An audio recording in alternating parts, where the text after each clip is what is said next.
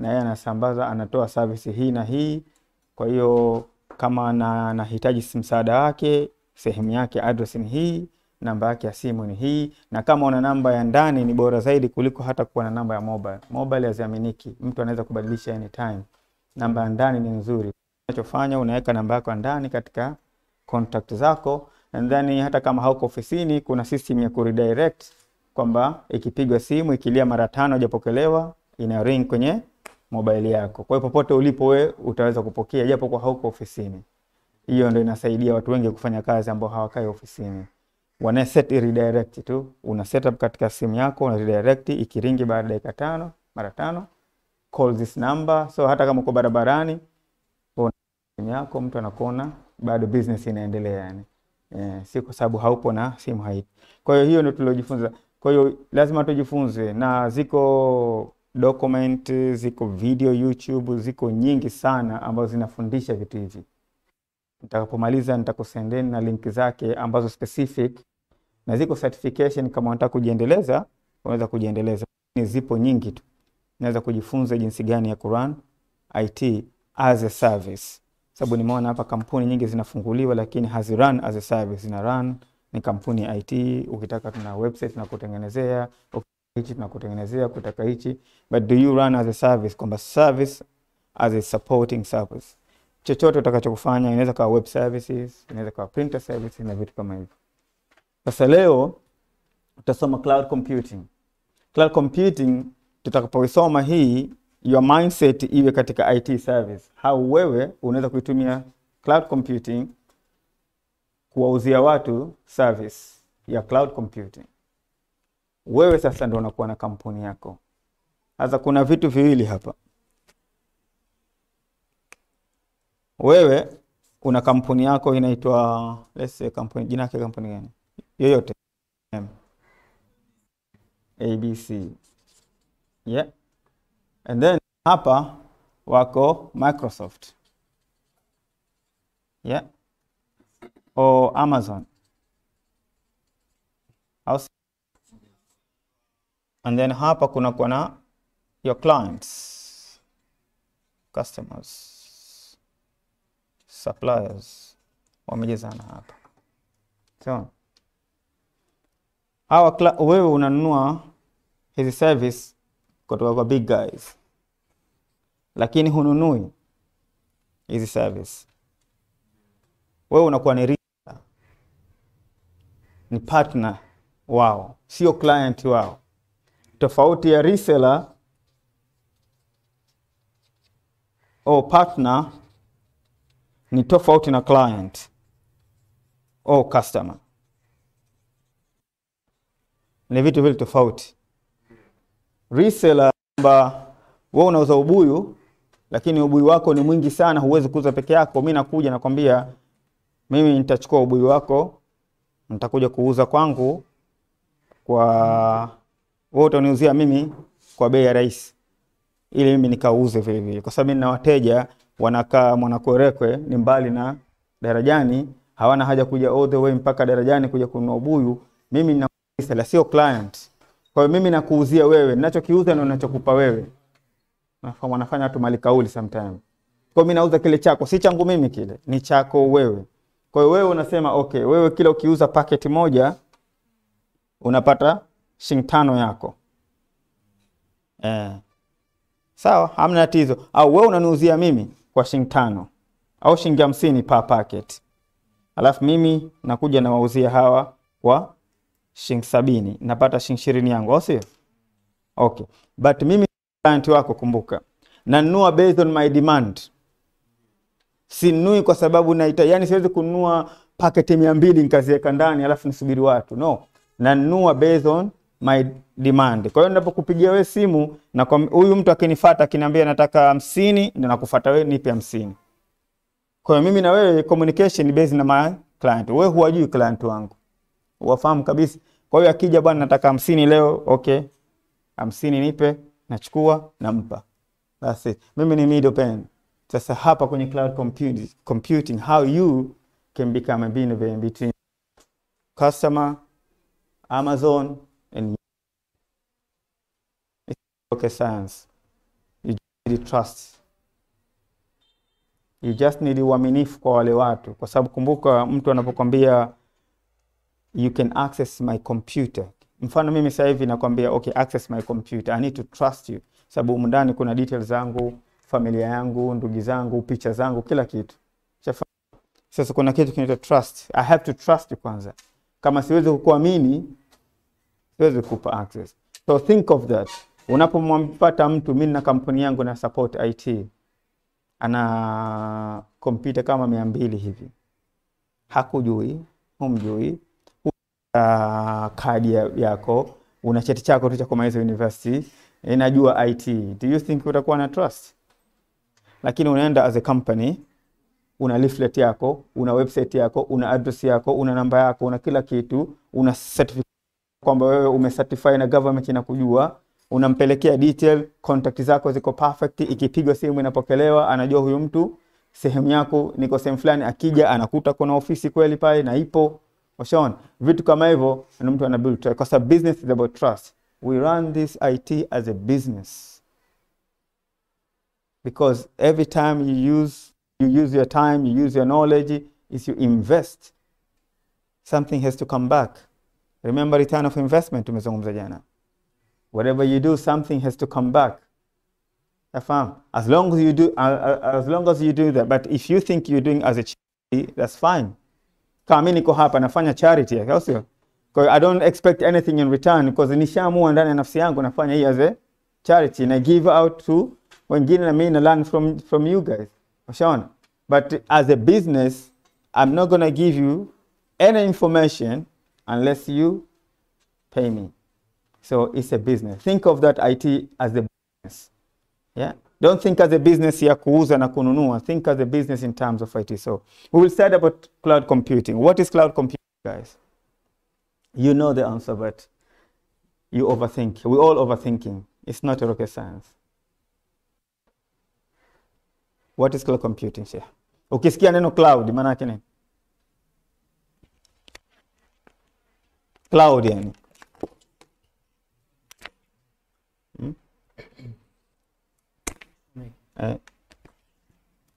Ishike.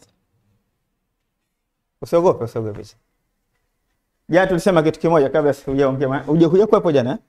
Okay, ngoja nikuonyeshe kitu kimoja tulisema jana. Tulisema jana?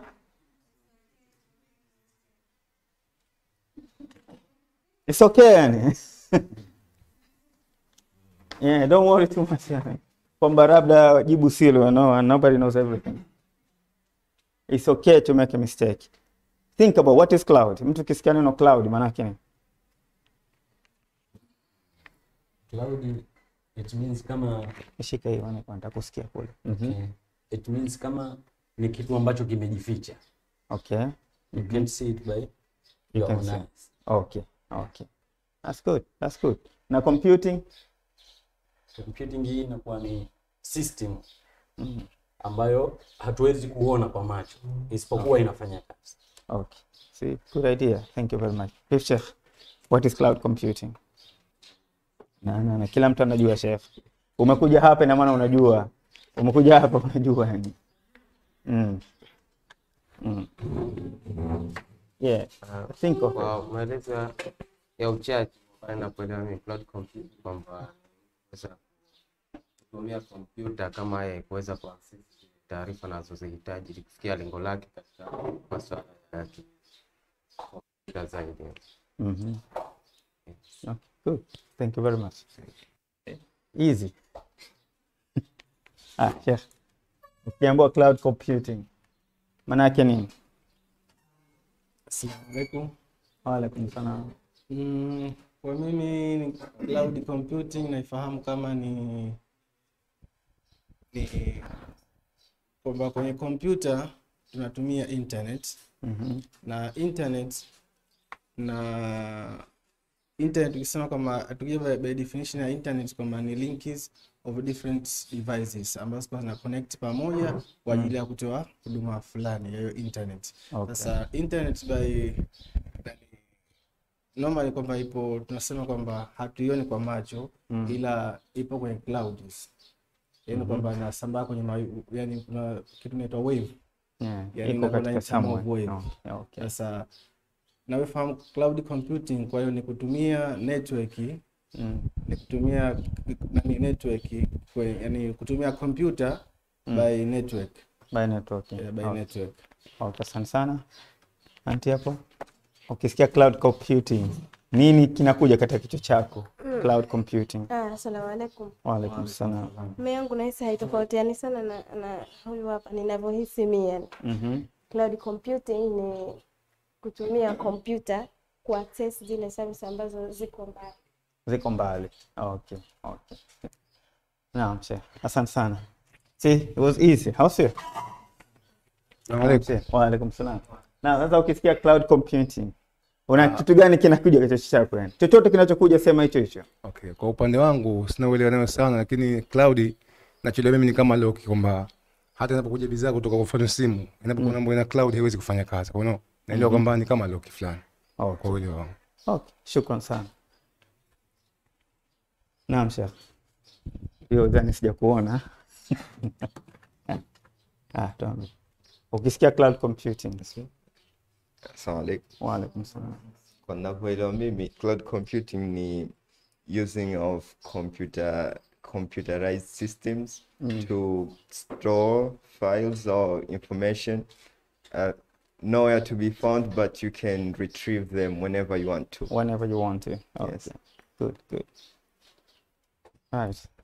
So I don't know the definition, but you provide all information. So I'm thinking I have everything now. You did everything, guys. So congratulations. Everything I was thinking, maybe we can close this session. This guy, they know everything. Yeah, okay. Cloud computing. So kwanza kabla sijafika nitakupeni network concepts. Wangapi mnasomea networking university au mnajua networking?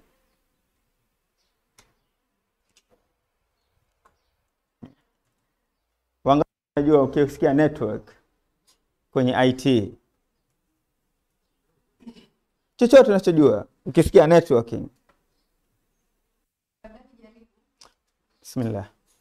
Wanapoelewa mimi network ni ile kama ni kitendo cha kusababisha kwenye sijui ni zungumze vipi, lakini kitu ambayo unaweza ikaconnect kwa kupitia labda kwenye simu, kwenye laptop, ya kusababisha wewe kuweza kufanya kazi. Okay, that's network. You bro, anything about networking? Chochote unachojua ukisikia network katika mambo ya IT lakini. Kwa sababu sometimes unaweza ku network na someone, nenda uko sehemu fulani unapata kupata network na watu. Yafahamu, unaweza kwenda sehemu katika mkutano hivi, unaenda kuongea ili ulink na watu. Wanasema nafanya network na watu, na link na watu ili tujuane na nini. Sasa katika computer lakini ukisikia network unahisi ni kitu gani? Ni connection. Ni connection, good. Connections there. Kupata taarifa. Okay, good. Okay. Bro, chochote kimekuja kichwani? Kuhusu networking? Sasa kusema ndo muunganiko kupata zile access kutoka kwako kwenda kwa watu wengine. Okay, that's good. Hapo ukisikia networking. Ukisikia neno network katika kompyuta, unahisi vipi? Unahisi ni kitu gani? Chochote kinakuja kichwani mwako wewe sema tu. Mimi naelewa kama ni hiyo connection ambayo ina connect wewe kuona vitu vingine ambavyo havimo ndani ya kompyuta yako. Okay. Kwa hiyo ina connect wewe kwa vitu ambavyo havipo kwenye kompyuta yako kwa vitu vingine. Okay. Hamna tabu. Sasa katika kompyuta kuna kitu kinaitwa networking. Networking is a link between two or more computers. How to use them is another issue. But it's a link. You link one computer to another, kuwa zinaonana, zina share information. For instance, hapa kuna laptop, alafu kuna network, alafu kuna server. Sasa hii server inaweza kawa file server, inaweza kawa email server, inaweza kawa application server yoyote itakayokuwa, lakini ili huyu service lazima kuwe na link. Ni sasa na kompyuta hapa, alafu printer iko pale, siwezi kuprint tu, lazima kuwe na connection baina yetu. Sasa ile link ndio inaitwa network. Sasa connection inaweza kawa cable, which is Ethernet cable tunatumia, sio USB cable, Ethernet cable.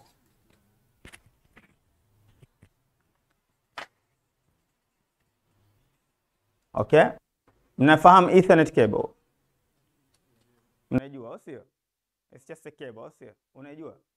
Okay, that's good. Good. Okay.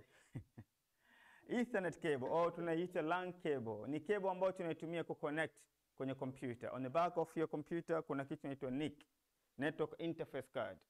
Yeah. Asa Ethernet cable ziko za aina nyingi, kuna cat 5, cat 6 ziko different. Yeah, give me example. Shukran. Hii hapa ipo. See, this one is called Ethernet cable. Mnaiona hii? Sasa hii na link computer yangu na printer, kwa sababu nyuma kwenye printer kuna connection yake, na kwenye computer yangu nayo connection yake nadhani iko upande huu hii hapa. Kwa hiyo napachika hapa, alafu napachika kwenye printer, ndo na link. Kwa hiyo hii link ndo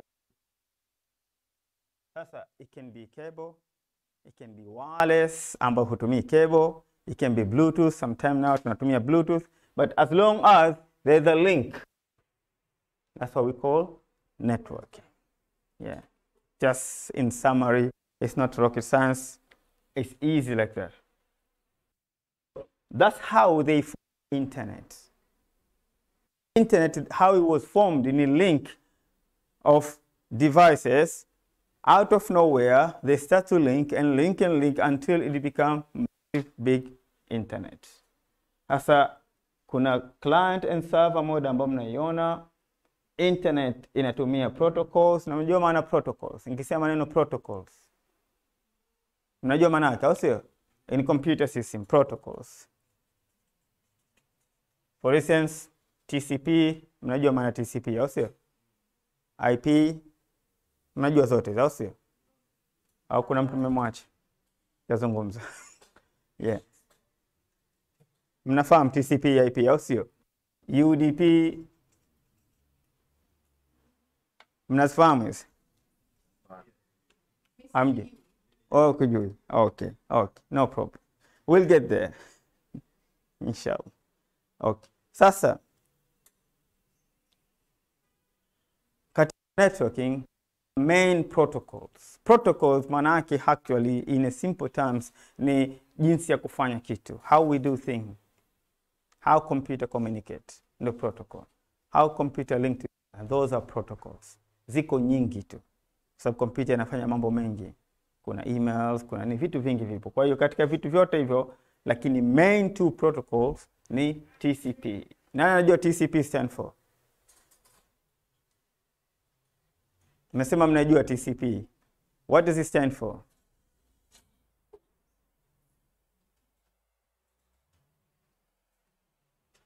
No, jaribu chochote kinachokuja kichwani mwako ndo hicho hicho.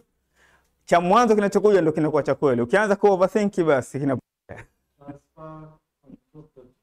Okay, see, you try. You are there. Try again.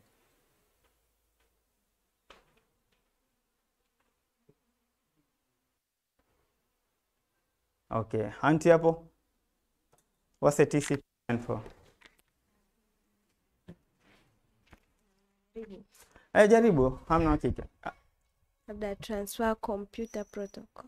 Okay, try. Brother hapo.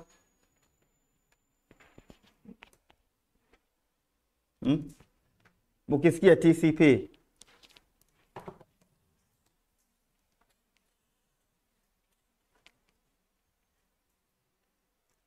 Chochote kinachokuja kichwani in a computer system. Akhi, nasema kitoka uji. Bismillah. Kama. Oh, IP ni nini? Yeah, okay, the easy one. Okay. Okay. TCP stands for transmission control protocol. And UDP is called user datagram protocol. Affirm? TCP, we call it connection oriented. TCP ni protocol ambayo when you transfer information inahakikisha packet yako inafika. Sasa na postal office. Postal office ina collect data yako, ina collect where and to where. Ina collect address to which address. Inahakikisha ile kile kitu unachokisend kinafika. That's a TCP. Which means TCP what it does kwamba inafanya connection oriented, kwamba ina establish connection between my computer na printer before you send printing. Inahakikisha kuna connection kwanza. Kama hamna connection itakwambia hamna connection. The TCP inahakikisha. Kwa hiyo protocol zote under TCP zinahakikisha kwamba kabla hauja send something, kabla hauja send email au chochote utafanya, kama ni TCP kwanza kuna connection. Kama hamna connection, TCP ina stop au inakupa taarifa kwamba hamna connection. That's what we call connection oriented. Sasa kuna application zinahitaji lazima kuwe na connection kwanza. Huko na point. Kama hamna connection unakuwa na matatizo. Unakuta vitu haviendi. Na ndio maana TCP imeunganisha na nani? Na IP.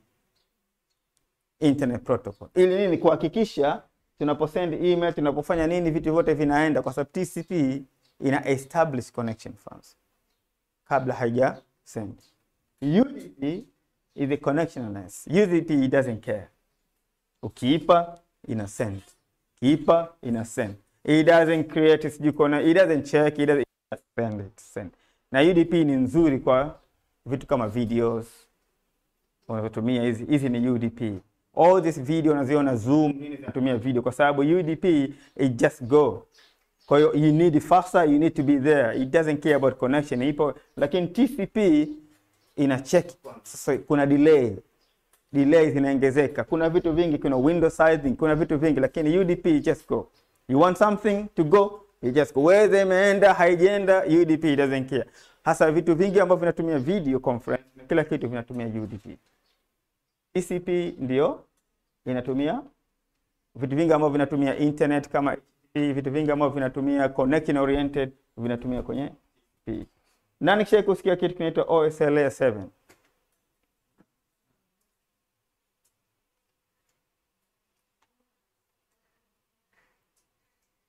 Hamja kusikia kitu hichi? Okay, katika computer I think OSI, I think so. If I made a mistake, I apologize. Katika computer hii ni computer. Mnaona nyote? Au niligeuza hili? Kidogo. Mnaona? Mfano wewe unataka kunitumia kitu mimi. Unataka kunitumia file. Mimi niko hapa na wewe uko hapa.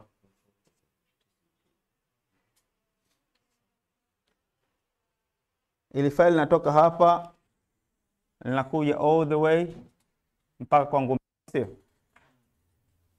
Hasa layer of connection linapitia ili lifike kwangu.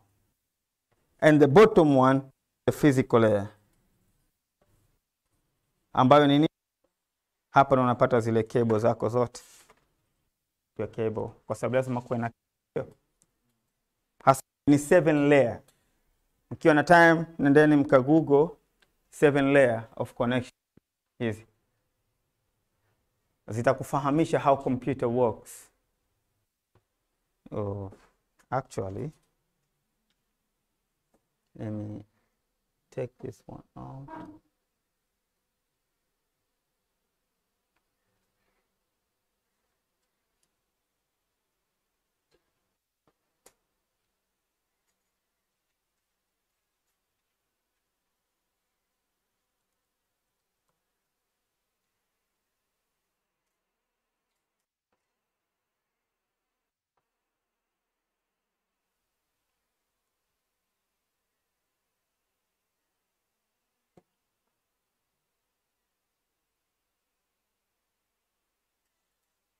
Okay, so one we should choose. Let's see, maybe this one.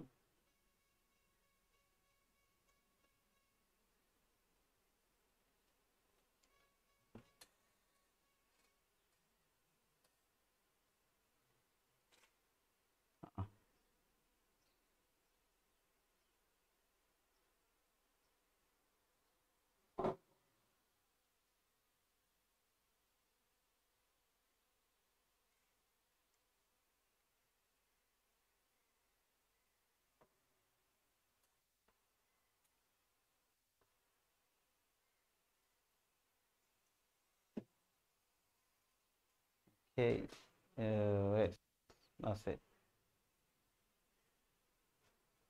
Okay, the top one is application layer.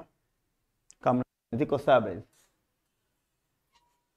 kuna presentation layer, kuna session layer, kuna ambapo TCP na UDP zinakaa, kuna network ambapo zinaitwa packet, IP, kuna data link, and then at the bottom ndo kuna physical structure, fiber, wireless, your cable. Hii ni representation ya how packet travel from one computer to another. It has to go through this. Lazima uwe na cable, sio? Lazima kutoka hii sasa ina link between your cable na data ambayo ni your Ethernet here. And then kuna network. Bila IP address hauwezi kuconnect. Nafahamu? You have to have IP address. IP address ndio your address. Au sio? And then kuna transport. Hapa ndo ina pick up, inaanza kutransport which protocol you want to use. Is it TCP? Is it UDP? And then ina create session. Siku hizi mnajua ukienda unapata session. Hata nyinyi mnapata kitu inaitwa session katika applications za computer zenu. We have to create a session. Kama mtu ana login, baada ya muda inamlog out. Kwa hiyo una have a session ya muda fulani. Sasa hii ina hold your session based na how you generate your application. Sasa hapa ndo, alafu hapa ina presentation ni ile yenyewe. What we present, is it TP, is it ni kama picture, SSH, mnajua SSH what it is? SSH is secure shell. SSL is a tunneling one, is a security tunneling between two computer on a server ili ku make sure kuna security, hamna mtu ana tamping. FTP, mnajua FTP? FTP ni file transmission protocol. If you want to send file, you use FTP as a protocol. So kama kompyuta yangu inabidi ni set up FTP protocol ina run ili niweze ku send file. Nafahamu? And then on top ukifika juu in end user layer, this is what you see sasa katika website yako. Unatumia nini? HTTP, unatumia DNS, unatumia HTTPS. It depends which protocol you use to view ile web page au to receive that file. Sasa hizi ni application ambazo zinatumia, lakini hii 7 layer you need to write it down and find information. It's really, really important because through 7 layer you can understand how internet work, how network work. Mefahamiana? Nah. Yes. I had to go back kwa sababu najua Kwenye hiyo 7 layers. Tiki yake kuna ambayo iko vizuri kwenye kompyuta. zote ziwemo kwenye kompyuta zote. Kuna ambayo inategemeana au kila moja inafanya kazi kivyake? Zote zinategemeana. Kama hapa nilivyokuambia. Okay, let's start from the top. Una send email. Asio?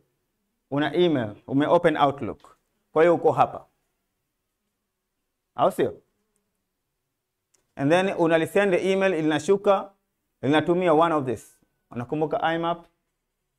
IMAP ni one of email protocol ya kusend email. Kuna SMTP, another protocol. Simple Mail Transmission Protocol ambayo inatumika katika kusend email. Kama una send picture. Nafahamu? And then hapa kama application yako ina session, how many time una open Outlook baada ya muda been logged out? How many time una open Outlook and then baada ya muda inakwambia you've been logged out, you need to log back in. Sasa hii ni session ambayo ina synchronize between wewe na server, kwa sababu sometime unakuwa idle, hufanye kitu, email iko open tu. Sasa ina create session. How long? Hii hapa wanao develop application hapa wanapo master, kwa sababu for security reason hatuwezi kukuallow wewe uwe katika email kwa muda mrefu ambapo hamna activities zozote.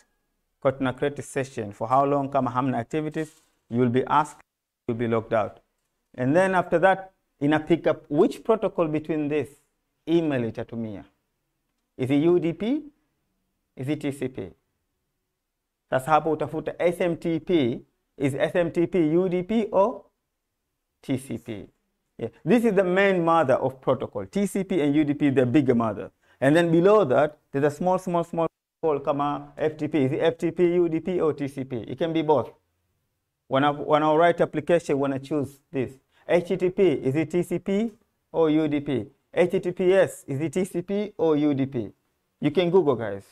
All information are there. And then after that, inakuwa as a packet. Hapa inaitwa packet. Sasa hapa unapoingia katika, inataka kuondoka sasa, inaingia katika network yako, ina use IP, ICMP, and then inatumika sana katika kutesting. Na ndio maana ping. Have you pinged before? P-I-N-G. No, guys. What's a ping? You know what it is. You work in IT, is it? So how do you test connection? How do you do that? Okay.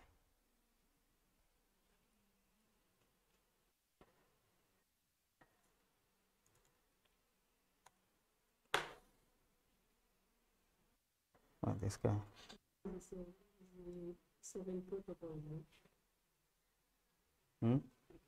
Hizi protocol itakuwa ni sana kwa wale ambao wana design, so kwa wale user. Na end user hajui chochote. Sababu maana yake si ukipitia flash labda ndio unajua kama au ukiconnect system kwa sisi wa kawaida, ukiconnect wire tayari kuna najua inakuletea maelezo next. Kwa yule ambaye professional anataka kuandaa au if you want to, it's for everybody to understand how computer works. It's just for information purpose. If you're a developer, it's very important to know which protocol you use. But if you're just end user like Mimi, I'm not worried about this much. I just need to know how they work. Kwa sababu maswali yanakuja sometime katika mambo ya, mfano unaenda kwenye interview, mfano unaenda katika sehemu yote inaweza kuulizwa au kafikiri kwamba tatizo liko wapi, especially katika ku troubleshoot issue. Unapo troubleshoot issue katika computer, unaanza na physical. Je, cable imeconnectiwa? And then cable imeconnectiwa. Je, kuna IP address? Oh, IP address ipo. Je, kuna kitu kinaitwa gateway? Can I ping the gateway? Mfano ngoja nifanye hapa. Okay, so I'm gonna ping. Let's see.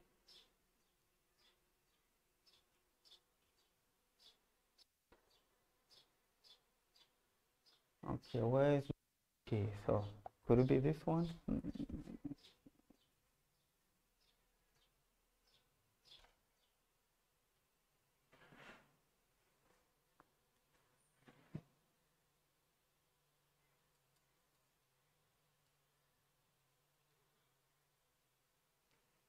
Yes, I'm on wireless, yeah? So this is my IP address. Yeah.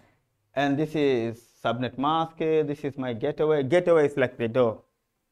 This is my way out. I can't ping this. I can't go out. Yeah. So in order for me to test my connection, I have to ping this first. I can ping myself because I have IP address. But do I need to ping this? So ping is just say you type ping.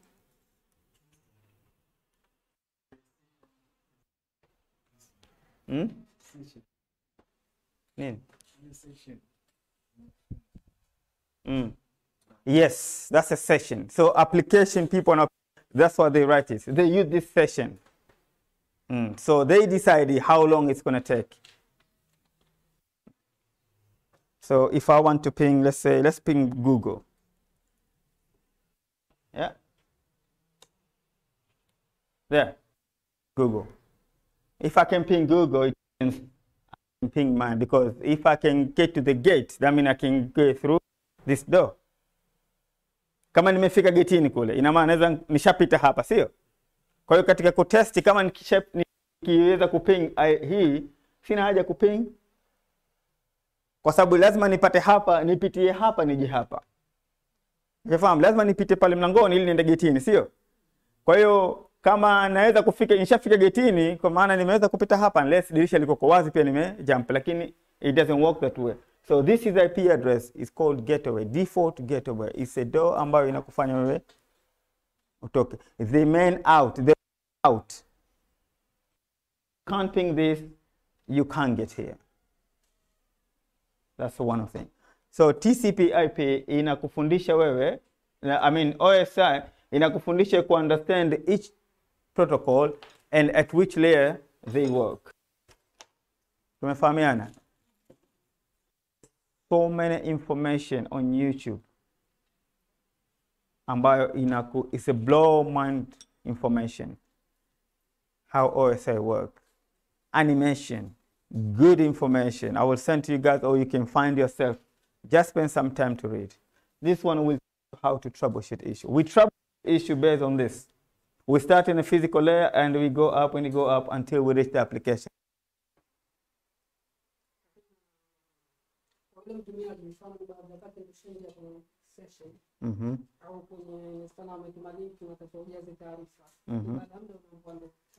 Time out, yeah. There's no way, unless you're a genius, to the code and change. Because it's all coding. You can go to this code and change the time. And session because you know coding, you know where he put the session, how long, and then you can just change it. And then you can refresh it. But what happens is when your application requests connection again, it will change back. Because on the server, it's 10 minutes, you change to 20. So after 10 minutes, application will request again, and you will lose that time. Tumefahamiana, sija confuse mtu kidogo is it confused? No. Okay. So I had to go back kwa sababu gani nimehisi inaweza itasaidia kwa hiyo TCP as well ina layer yake. Kuna tofauti ya OSI layer 7 na TCP layer. TCP layer, let's find, it totally look different.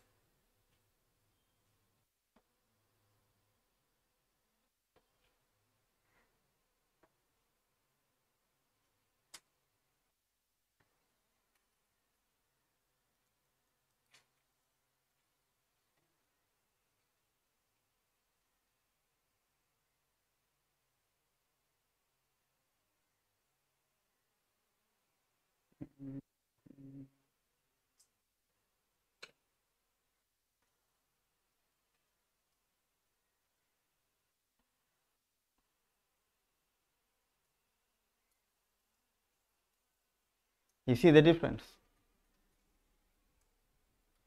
TCP imepick all these three na kuzifanya anazita applications. Transport stay the same, network imekuwa hapa, and the bottom one zimekuwa network access layer. And the different, unaweza kuulizwa maswali ya. So hii is the main connection katika computer. How computer communicate, how they connect through this. So I had to go back just to show you guys. So when we enter katika masala yote ya cloud computing, at least the idea. Any questions so far? Sheikh, any questions? No question. Okay. Hasa katika computer, nimeenda nyuma kidogo, kuna vitu vinaitwa routers. Kuna switches, access points. Hivi vingine vya chini ni servers. Nani anajua maana routers? Oh, routers. Routers. Wamarekani ita routers. Nikisema routers, namaanisha nini?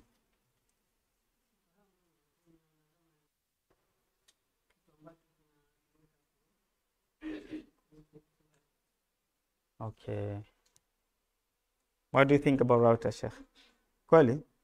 Lakini I need more information. What's a router? Router. Inakuwa ni access ya network. Access network. Okay. Shukran. What's a router? All right.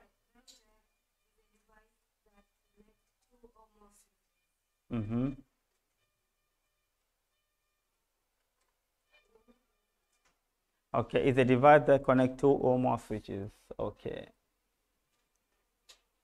Anybody else? What's a router? Kwa ninavyoelewa mimi, router ni kifaa ambacho kinaweza internet. Okay. Apple router?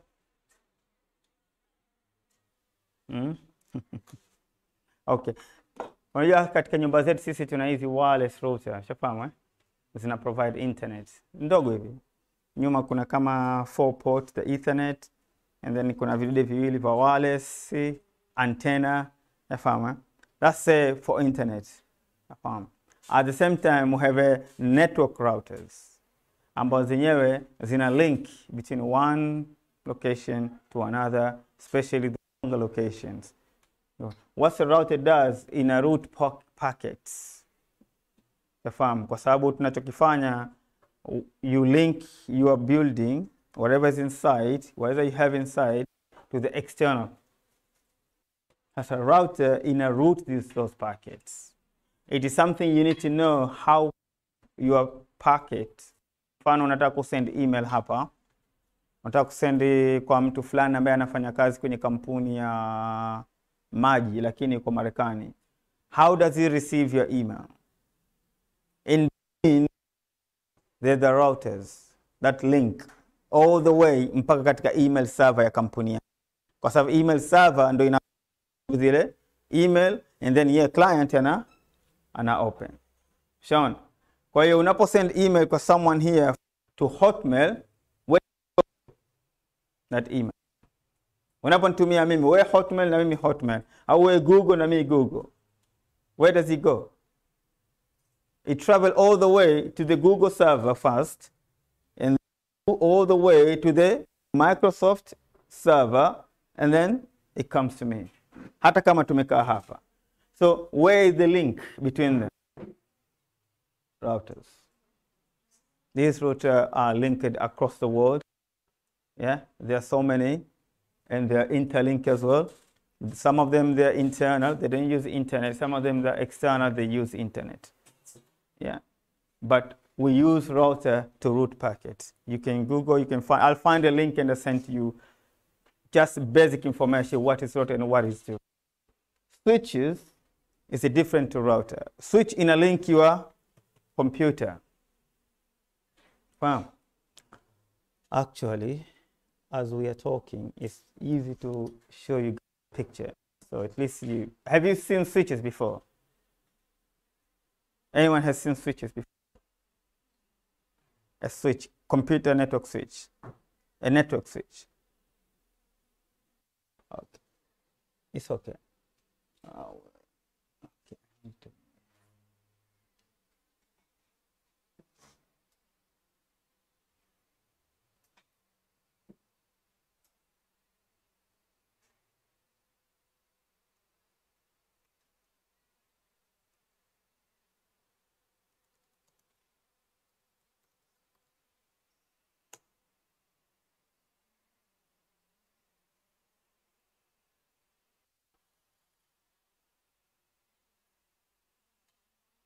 Right, so, no.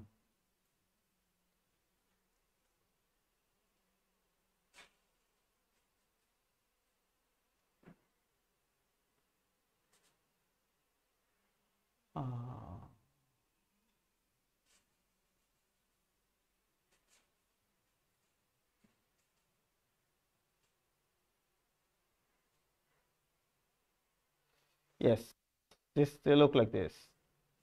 Don't go there. That's it. Look like this. This is a network switch. How many computer? There are 48 ports. So you need 48 computer, you can connect this. Una plug pale, una connect makebo yako, kama university mnazo, basi takuwa zimeconnectiwa, cable zina run, zinaishia hapa. So this is the network switches.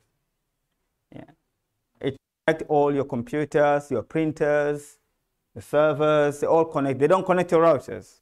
They connect to switches. There are so many companies they use, but this is just a Cisco. I love Cisco, but yeah, there's different company you can use. Switches, they link computers to servers. That's what they do. And the next bit is today.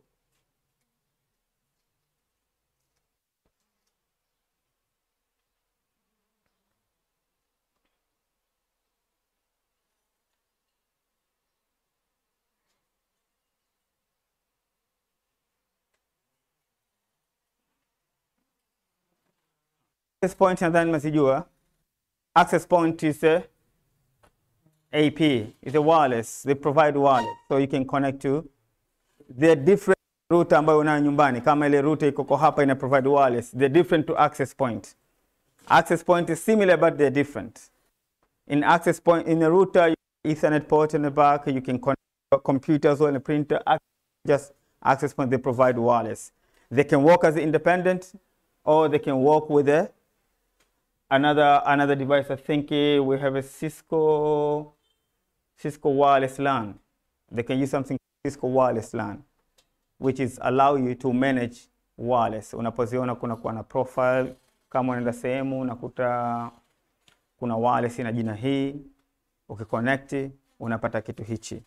Ukienda makazini kuna wireless fulani za bure ambapo kila mtu ana connect. Kuna wireless fulani zimekuwa secured, huwezi mpaka utype password. Kuna wireless fulani hata hazionekaniki lakini zipo.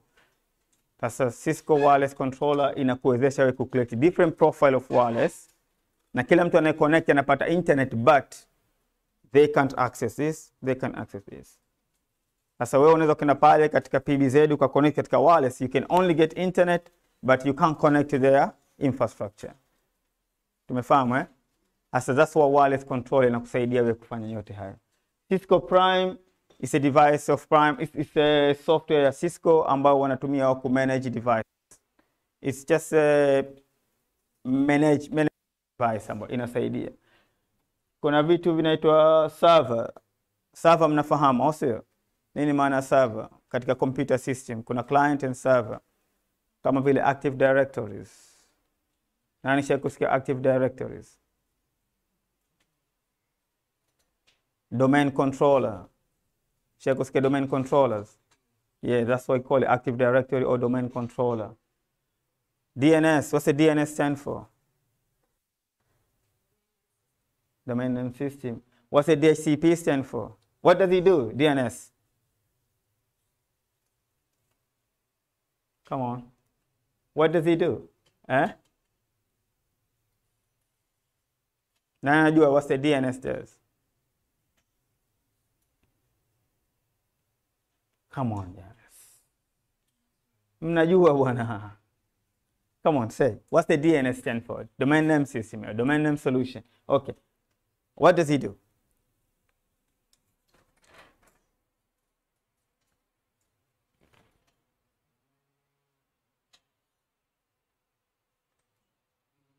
Kama domain names system kwamba kama websites inakuwa ina functions zake. Kuna sehemu ya protocols, kuna sehemu ya names, kuna sehemu ya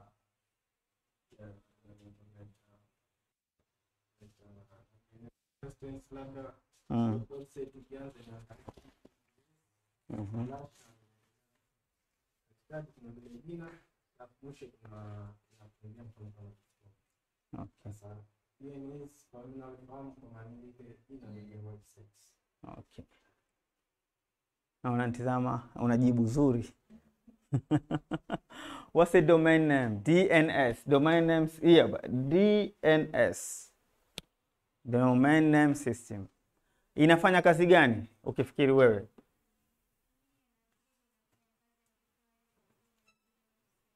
Ina?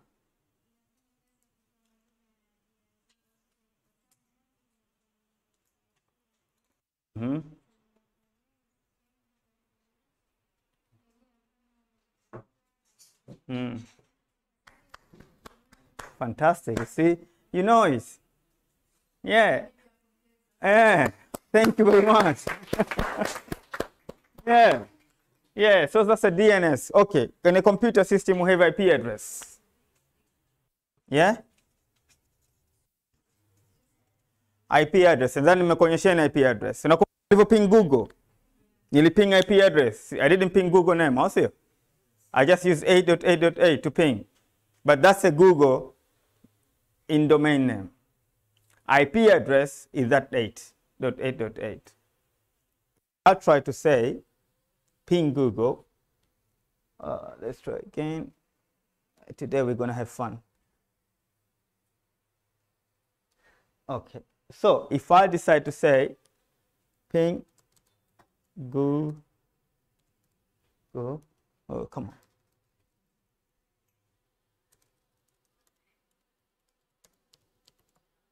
.co.uk. Let's see kama taweza. Yeah, it's going to give me another IP address. It's okay. I just want to see if I thought it's going to give. Okay. NS lookup www.google.co.uk. Or let's say google.com.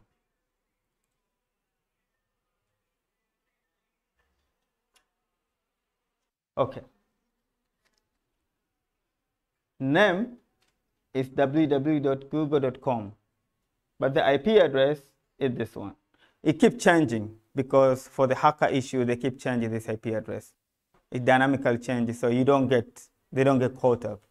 So it can be say 172.217.171.96, but at 20 minutes inaweza kuwa nyingine. That's how Google they play. They never be in one IP address, so everybody knows it's easy to be hacked if people they know your IP address. And there's a two type of IP address. There's a public IP address, and then that private IP address. Public na private zina tofauti gani? Na anaweza kunifahamisha between the difference between public and private.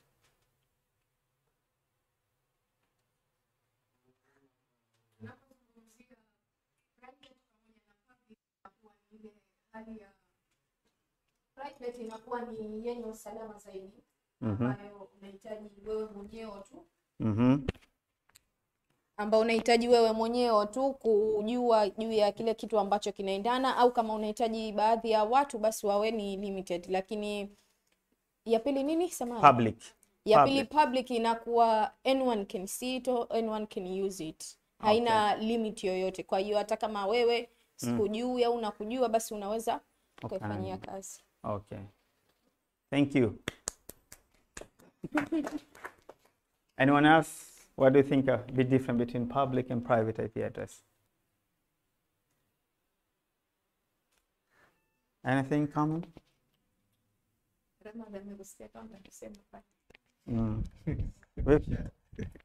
Any idea about public and private IP address? Okay. Anta kujaribu. Bismillah. Remember, you can make mistake and it's allowed in this room. Kwa ufahamu wangu hapa IP address ambayo ni private ni ile ambayo imehaidiwa, ambayo wewe huwezi ukapata access kiurahisi. Ila wewe unaweza ukaziona zile ambazo zimewekwa kama vile ni zombie zile PC ambazo wewe unaweza uka access kwa muda ule, wakati una search utaziona tu zile nyingi ambazo zinakuja. Okay. Thank you. Yeah. Thank you. See, you know stuff. Unajua. Please. Go on. The difference between public and private. Public and private IP address. What? Tayari majibu yote yashatolewa. No. There's a lot more. There's a lot more. Think about public. Think about private. And then think in terms of IP. Ndio hivyo za private ni zile ambazo owners tu ndio wanakuwa wanazijua. Lakini public kila mtu manake anaweza kuziona. Okay. Thank you very much. Okay. Oh, there she is. Nimekuona. Tupe utaalamu sasa. Tofauti yake nini between public and private? Tukizungumzia public, yani iko kijamii, yani kila mtu anaweza akatumia, akasetia akatumia. Lakini tukizungumzia private ni yule mwenyewe tu alioset na kuweza kutumia kwa mambo yake. Okay, thank you very much. Hapo. Oh bro, hujasema kitu kwa umekuja. Tuambie jina lako, alafu tuambie jibu. Mimi naitwa Suleiman Othman Ali. Naam. Nahisi tukizungumzia kuhusiana na privacy kama ilivyo, maana yake inakuwa imejificha. Sio kila mtu ambaye anaweza kuiona. Lakini public maana yake ndio ipo public, mtu yote anaweza kuiona. Okay, thank you. Shukrani sana. Utusaidie kidogo? Oh, hapa. Okay. Tuambie. Guys, if you have a phone, you can Google. You are allowed to Google. If you have a phone, just Google. Wa alaikum salam. For me, what I'm thinking is kwenye kila website kuna pande mbili. Kuna ile front page, kuna na back page. Kwa mimi kinachokuja kwenye akili yangu like ukizungumzia private, maana yake ni ile IP address ambayo inamruhusu yule labda yule custodian na ile website kuweza kuingia kule kwenye back page ya website na kuweza kufanya kazi. Na tukizungumza public ni ile ambayo inaruhusu kila mmoja kuweza kuona ile front page ya website. Shukrani sana. Yes. Nyote. Sijazima, nadhani pia nimesema. Nimebonyeza. Okay. Sheikh, go try.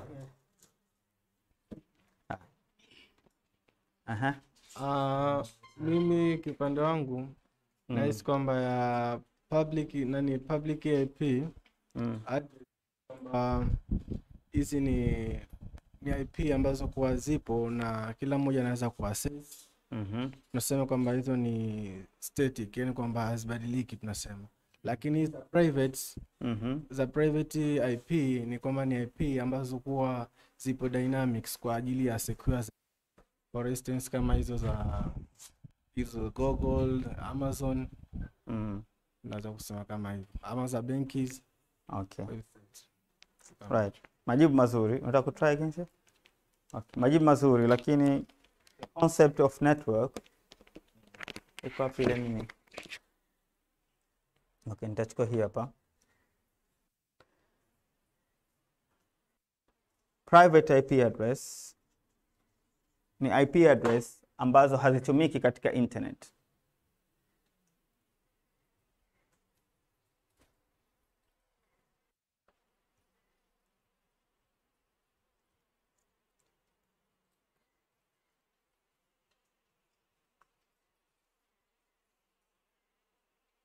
This IP address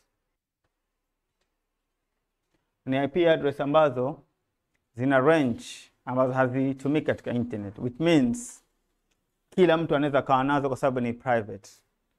Hii IP address unaona hapa, ukienda kwenye nyumba ya mtu mwenye kampuni yake ipo vile vile. Iko hivi. Majority one ambayo ni famous one inaitwa 192.168.210.100.100. Hizi ni private IP address ambazo hazitumiki nje ya internet. Kama una application yako unataka kuitumia kwenye internet, lazima uwe na public IP address. Sasa hapa your public IP address. Sasa kama hapa naweza tukaenda hapa afu nikafanya kitu hichi. Come on. My IP address. This is my public. Sean, this is my public IP address. Na kila kampuni inayo hii. If you want to use internet, you must have public IP address. Sasa your service provider ndo anakupa wewe. Kama Tigo ambaye ndo anakupa internet, yeye anakuwa na IP address, ana assign katika router yako, ndo unaweza kuconnect katika internet. What is inside is just a private IP address ambayo kila mtu, nyumba zote wanazo, lakini ukitaka we have a public IP address. Na hii ni unique. Hii yangu mimi tu. Hamna mtu mwingine katika area hii anaweza kawa nayo.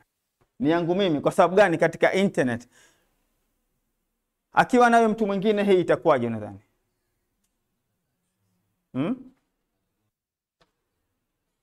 Kutakuwa na conflict of IP.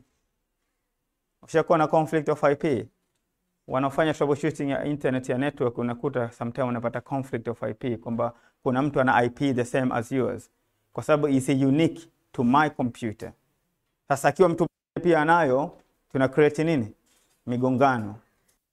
IP address is my identification katika network. My name is Abdul here.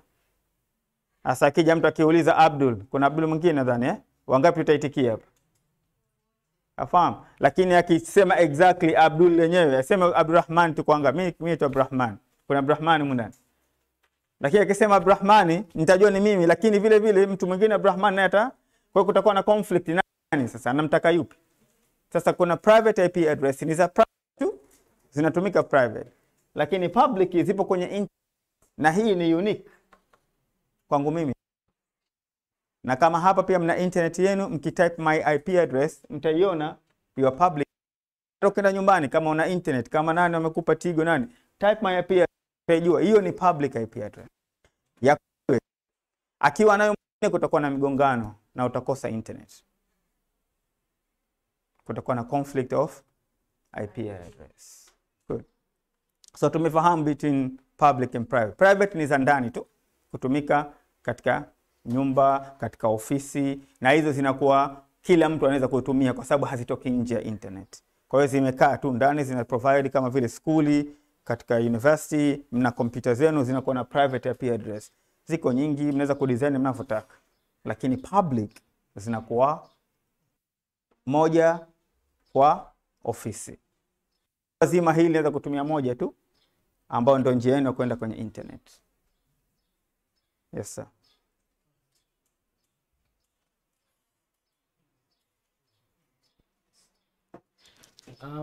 Mimi kidogo nataka kwenye IP bado sijafahamu. Kwenye IP umesema kama ukigoogle my IP unapata kitu kama hicho hapo. For instance, labda mimi natumia routers ya humu ndani. Nikisearch my IP, nitapata router ya humu ndani ama nitapata ya nani? Inategemea wapi una search. Mimi nimesearch kwenye internet. Google inaniambia this is my IP address. Ndio. Sasa kama unataka kusearch router yako ya hapa ndani ambayo haijaconnectiwa katika internet, you have to go inside of your router to find which IP address you use. Lakini kama router yako imeconnect katika internet, you will have public IP address. Without public IP address, you can't use internet. You must have public IP address. Na hii anakupa nani? Service provider. Basi yeye ndo ana allocate. Sasa hapo kwenye routers na kwenye DSL kote unakutia kama kuna IP. Sasa ipo tofauti. Zote zina IP. Yeah. Yes. Na zote zina individual different IP au si wazi moja. Ndio. Yeah. Sasa for instance kama zote zipo sehemu moja, labda tuseme umundani ukaweka na DSL. Sasa hapo itakuwa ni ipi ambako inatumika? Okay, kama kuna connection mbili, zote zitakuwa zinatumia different connection. ADSL telephone line au sio? Kwa hiyo itatumia telephone line kufanya kazi yake. Na kama router yako inatumia Ethernet, whatever the connection you have, itatumia ile connection yake. Kama ziko sehemu moja, zote zimeconnectiwa pamoja. Ndio. Yeah, you have a problem kwa sababu one of them has to have IP address. One of them has to have a public IP address. Tunapo connect network, so this is my router, yeah? Yes. This is ADSL. And this is my switch. Yeah? One cable of router inakuja katika switch. Ndio. This cable of ADSL inakuja katika router. Nyuma kule. Ndio. Hii ina provide internet. Hii switch hapa ina provide connection kwa hawa wote walio connectiwa hapa ya internet. Kwa hiyo tukitaka ukitaka kuiwa internet, remove this cable, watu wote hawapati connection.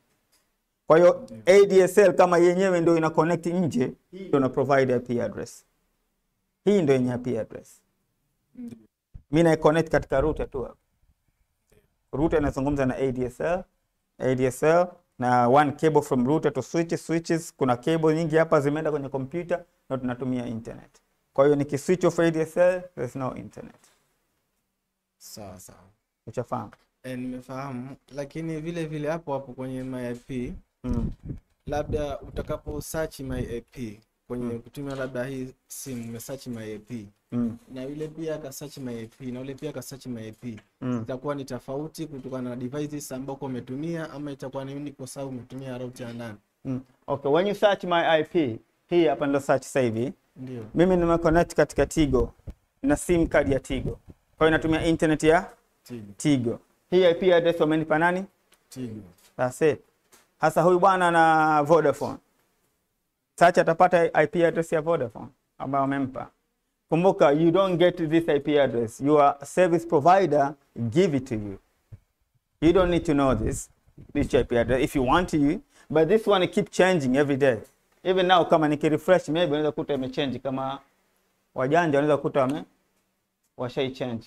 Sometimes inabadilika. Kwa sababu why wanaibadilisha? For security reason. Pili, hujapay. You have to pay for this if you want to be static IP address. Yeah, you have to pay for it. Hasa kampuni nyingi ambazo zina kama web server system zina pay hii iwe hivi, isibadilike. Iwe hivi. So unapo connect wao wanajulikana IP address yao. Wanaihide, huwezi kujua. Umefahamu? Umezungumzia kwenye kubadilika. Kwenye kubadilika hapo, labda tuseme kama system wenyewe kabadilisha hiyo nani, inakuwa ndio ishakuwa dormant kwa hili, ama inakuwa napatiwa mtu mwingine? Anapelekwa mtu mwingine. Wao wenyewe wanaamua, is dynamic. It keep changing. Wanaamua wenyewe. Leo utakupa hii baada ya wiki au kila baada ya 2 weeks wanabadilisha, which is the worst thing, kwa sababu kama una applications zako umezidesign based on this IP address, baada ya 2 weeks hazifanyi kazi, sio? Ndio. Kwa sababu IP address sasa inabidi ukachange. That's why you have to buy the IP address. Asante. Okay, tumeelewana kidogo. Na move forward now katika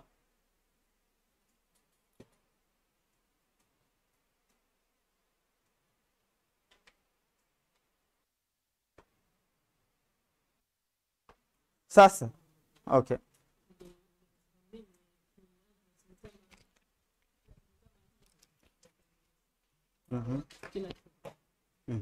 Kwa hiyo nimedhania kwamba kama nilivyouliza wewe, maana kompyuta yangu itakuwa na IP yake, lakini kwa mantiki ambayo umefahamu kwamba mtandao ule au service provider ndio atakupa IP public. Sasa kuna kitu kimoja katika hizi simu zetu, kuna kitu kinaitwa email number.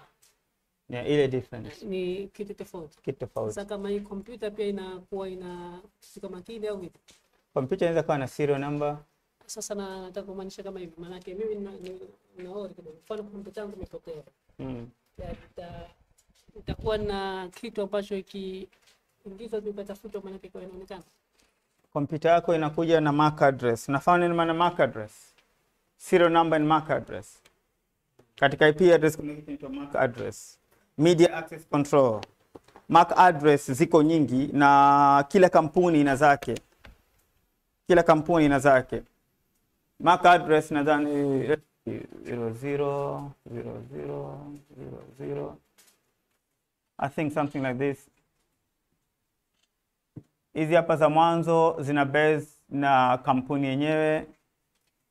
Kwa hiyo zinajulikana za kampuni gani, na za mwisho hizi zina base na device yako mwenyewe. Hasa zile ndo zinajua nani yako ipi. Let me show you an example of MAC address.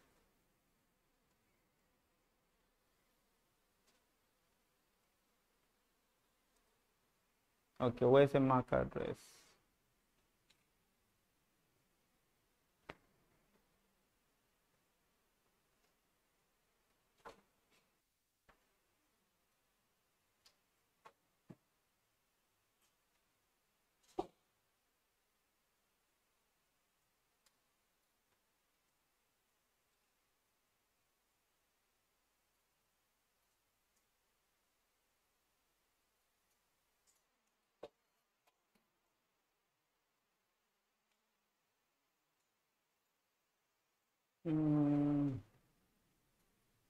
Ethernet.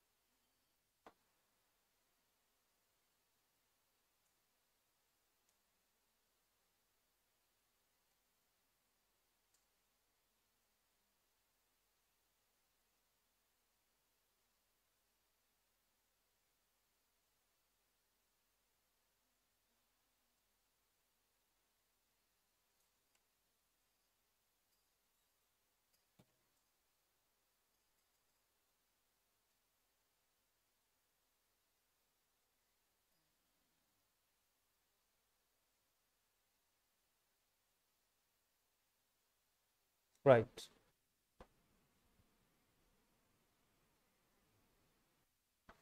Do you see this?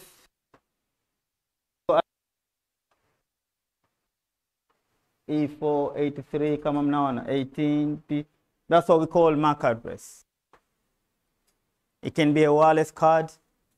It can be your Ethernet port. Below that, we have your IP address. So this one is the identity ambayo inatumika kugundua laptop yako vile vile imetoka kampuni gani. Kifind hii nitajua hii na hii na hii kwa kampuni gani.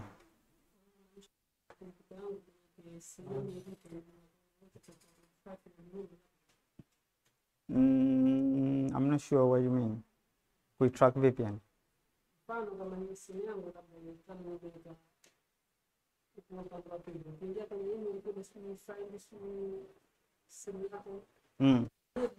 Wanatumia MAC address. Kwa computer vile vile inategemea application gani. Kwa mfano find my phone. Find my phone iPhone wanatumia your location. They have a location base on your device. So when I track based either on your MAC address, IMEI number, based on your serial number, it depends how you use it. It depends the application ambayo imeandikwa inatumia kitu gani, kwa sababu IP address inabadilika. MAC address haibadiliki, ndio hii. Kila kitu kinabadilika, lakini hii haibadiliki.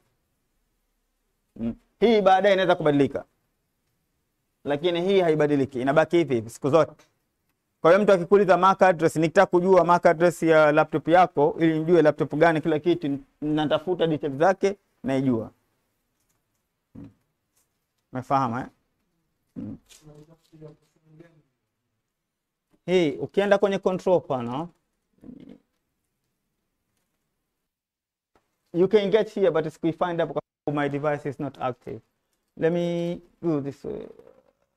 IP config. /all. There it is. This is my MAC address. Shaya. This is my IP address. And this is my MAC address.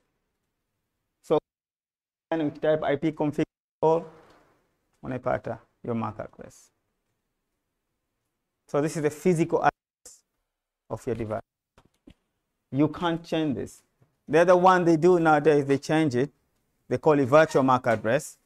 Yeah. Just allow you to go the back doors to do things, but this physical is always there. So we went to the network a little bit, which is I'm happy to see so many questions. But now we will talk about cloud computing now. Years back, so many years back, vitu vingi tulikuwa tunaweka kwenye data centers. Tuna ofisi zetu, tuna makompyuta yetu tumeyaweka na yanafanya kazi vizuri. Shaona. Sasa tatizo likawa nini? Tatizo likawa cost of electricity, you have to pay electricity ziwepo pale. You need to have a data center. Kama huna data center inabidi area yake. Kama una lease area, you have to pay it. Server, ununue masafa makubwa yanakuwa na vumbi. Nikisema server mnajua kitu gani, au sio? Yeah. Kwa hiyo yanajaa mavumbi, yanakaa pale, kuna cable, una pay for security, unabidi uweke security wawepo pale hiyo sehemu. Kuna issue nyingi, jumba linaweza likaungua, kunaweza fire, kuna flood, earthquake, vitu kama hivyo vitakutekezea.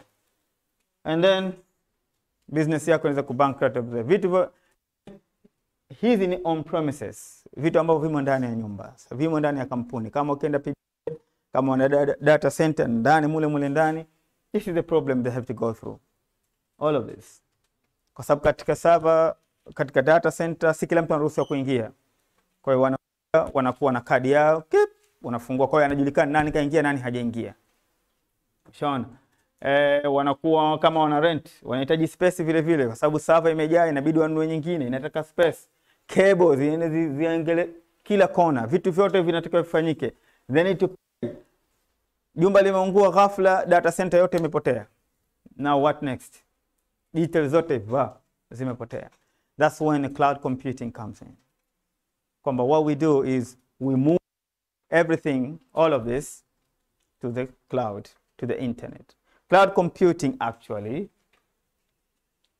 it is as simple as it's on-demand delivery of IT service resource through the internet, which means you need to have internet. Why it is on-demand?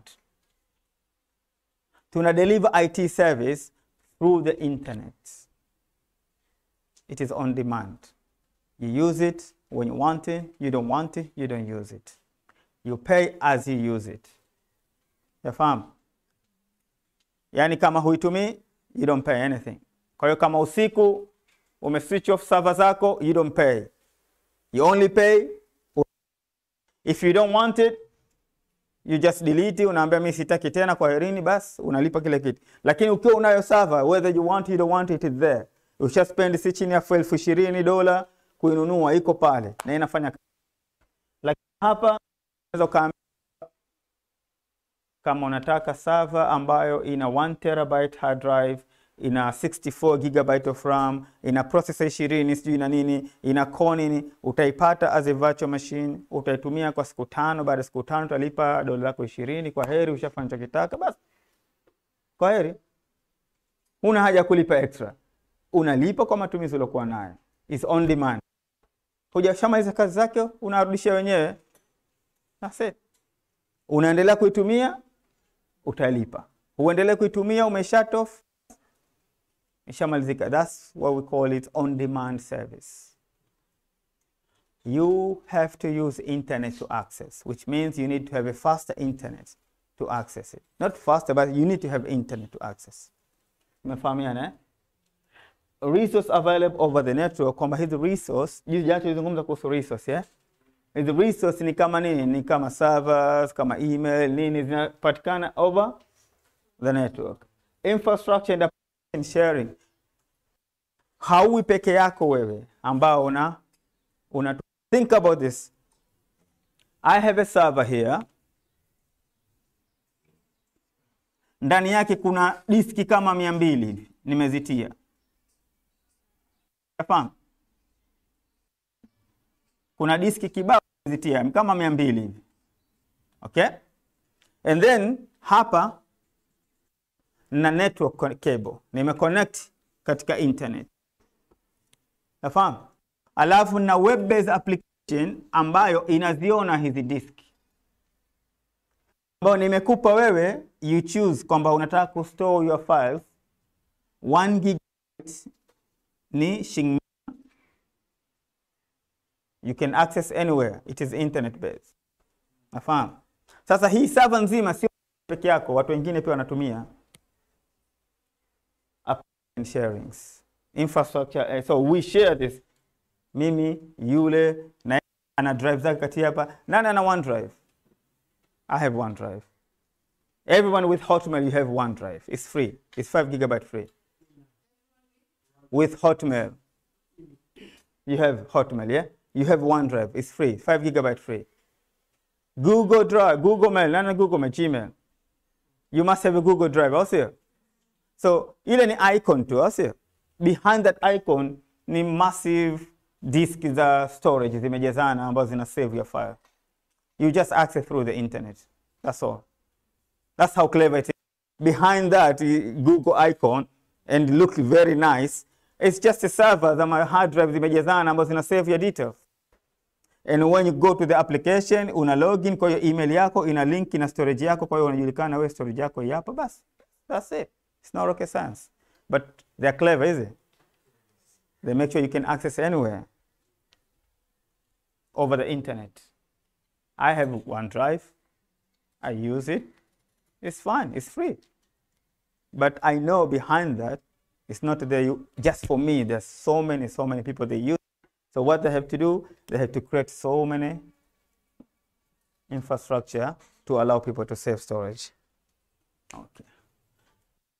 Shafamiana, it's just a service ambazo zinafanya zitumike through internet. So they provide his service through internet. Think about your USB. Unapokuwa na USB yako unataka ku save data. Imagine OneDrive. It's simple like that. It's just you use it through internet. The only thing clever they did is they create a website. And through that website, you log in. And then you can go to OneDrive and you can see everything you want. Simple. Sir. Kama Microsoft wao hawatakuwa na nasema ni ndio hawatakuwa kama na yao kwa Massive.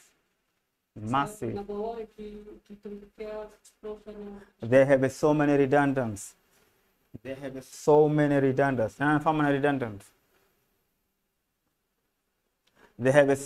redundancy ni kwamba they have a backup solution already. Kwamba wewe they make sure you don't lose your data. Imagine watu wangapi duniani wanatumia Microsoft. Microsoft sasa hivi ameungana na Facebook. Microsoft is Instagram. How many pictures watu wana upload every day? Billions and billions of pictures. Zinaenda wapi zote zile? When their data center. So what they have to do, they have to make sure you always can see your file. They have massive big data center across the world. And they make sure kwamba file zako haziko sehemu moja. Kwa hiyo hata hapa pakiungua wanazitransfer sehemu nyingine automatically zina transfer. Automatically you don't see that. Hata Amazon pia wanayo, Amazon AWS ambayo tutakuonyesheni. Nao vile vile wana data center. The only data center iliyokuwepo hapa ni iko South Africa. Katika Afrika nzima iko South Africa. For somehow they only choose South Africa. But more than that, across the world. And they always transfer file. So hata kama utaikosa South Africa, likiungua likibasi, file zako ziko Marekani. File zako, all you need is what? Internet. The better the size of your internet, the application itakapo run. So we as at Zanzibar here, we need the better internet to run this. Kama internet ni mbovu, kumbuka you must have internet to use the service. Kama una internet au internet yako mbovu, huwezi kutumia. Rapid scalability, easy to scale based on demand. What does it mean? Kwamba wanachokifanya wao, mfano mimi hapa nina 5 GB ya storage ya Microsoft. It's free. I don't pay for it. Nikisha amount fulani nitaanza ku receive email from Microsoft, your storage has become bigger. You need to buy it. You see how good they are. You need to buy it. You need to buy it. They tease you. It's only this for this. It's only this for this. Shafam. So because I'm not a business, I'm just a person because I don't want to get it myself, but I bought 1 terabyte, which is I pay $5 a month for 1 terabyte. I've never completed. It's just 300 gigabyte now. It's not even full, but it's okay. At least I'm secure. But for business, things can go up and down. One day una 20 files, tomorrow una 100 files. Shafam. So what they do is easy to scale, kwamba automatically storage yako inakuzwa bila wewe kujua na inarudishwa chini based on your demand. so you don't pay a lot extra. Mfano per storage, per 1 gigabyte unalipa $100. Jana hiyo, kwa sababu ulikuwa na faili zako za picha za harusi 1 gigabyte, au sio? Siku ya pili pia tutena zangu vile vile 2 gigabyte hiyo. Kukwambia kwamba huna storage, automatically ita scale. Utajikuta unaweza, you don't see that, automatically inaongezeka mpaka kuja kustukizia una 500 gigabytes. You get there. Picha kibao za WhatsApp unazotumia za rafiki zako zote zinaingia. Sasa you don't know what to do with them kwa sababu zishazidi, you must pay for it. Antaluz zote, kwa hiyo inabidi unalipia. Lakini sasa kwa kila moja sengine unalipa kiasi gani? $100, au sio? Sasa unalipa kiasi gani? A lot of money, sio? Sasa wanachokifanya kusave your time, kusave your money, wana automatically scale in, scale out. Mtakufahamishana how it works next. This scalability, it is very important katika cloud computing. It is fantastic. It is one of the best ambayo mimi sija kuiona, kwamba automatically vitu vinaongezeka na vinarudi based on your demand. You pay instant provision of IT resource. Ukitaka server sasa hivi, let's say mimi nataka server, nataka computer ambayo ina 250 terabyte storage, ina 300 gigabyte of RAM, which is memory, CPU speed maybe 2000 higher. How long is going to take me to find this duniani? A lot, also. But I don't think I'm able. I don't think I'm able.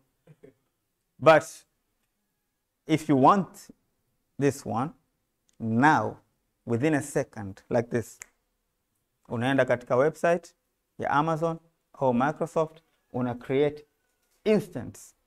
Just like that, your virtual machine ishakuja hii hapo ulichokitaka. Na una sengine muda fulani wa kutumia kwa mwezi for free to spend time to use it before you start paying.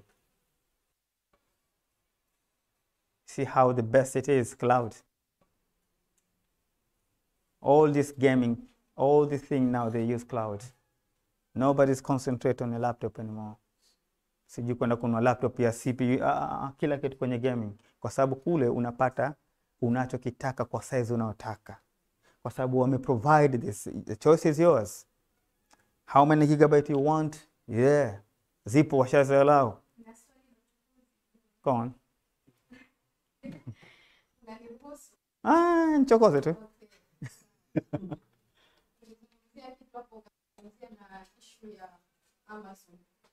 Kitu cha kwanza ambacho nilikuwa nahitaji kujua, zile unazozita sijui fulani niwekeni nyimbo gani, ile mnafanyaje? Ipi hiyo? Yani Alexa's. Yeah. Alexa's. Yeah, Alexa inatumia IT tools, yes. Walichokifanya, I think Alexa's, I'm not really good at it, but ni Amazon Alexa's. Yeah.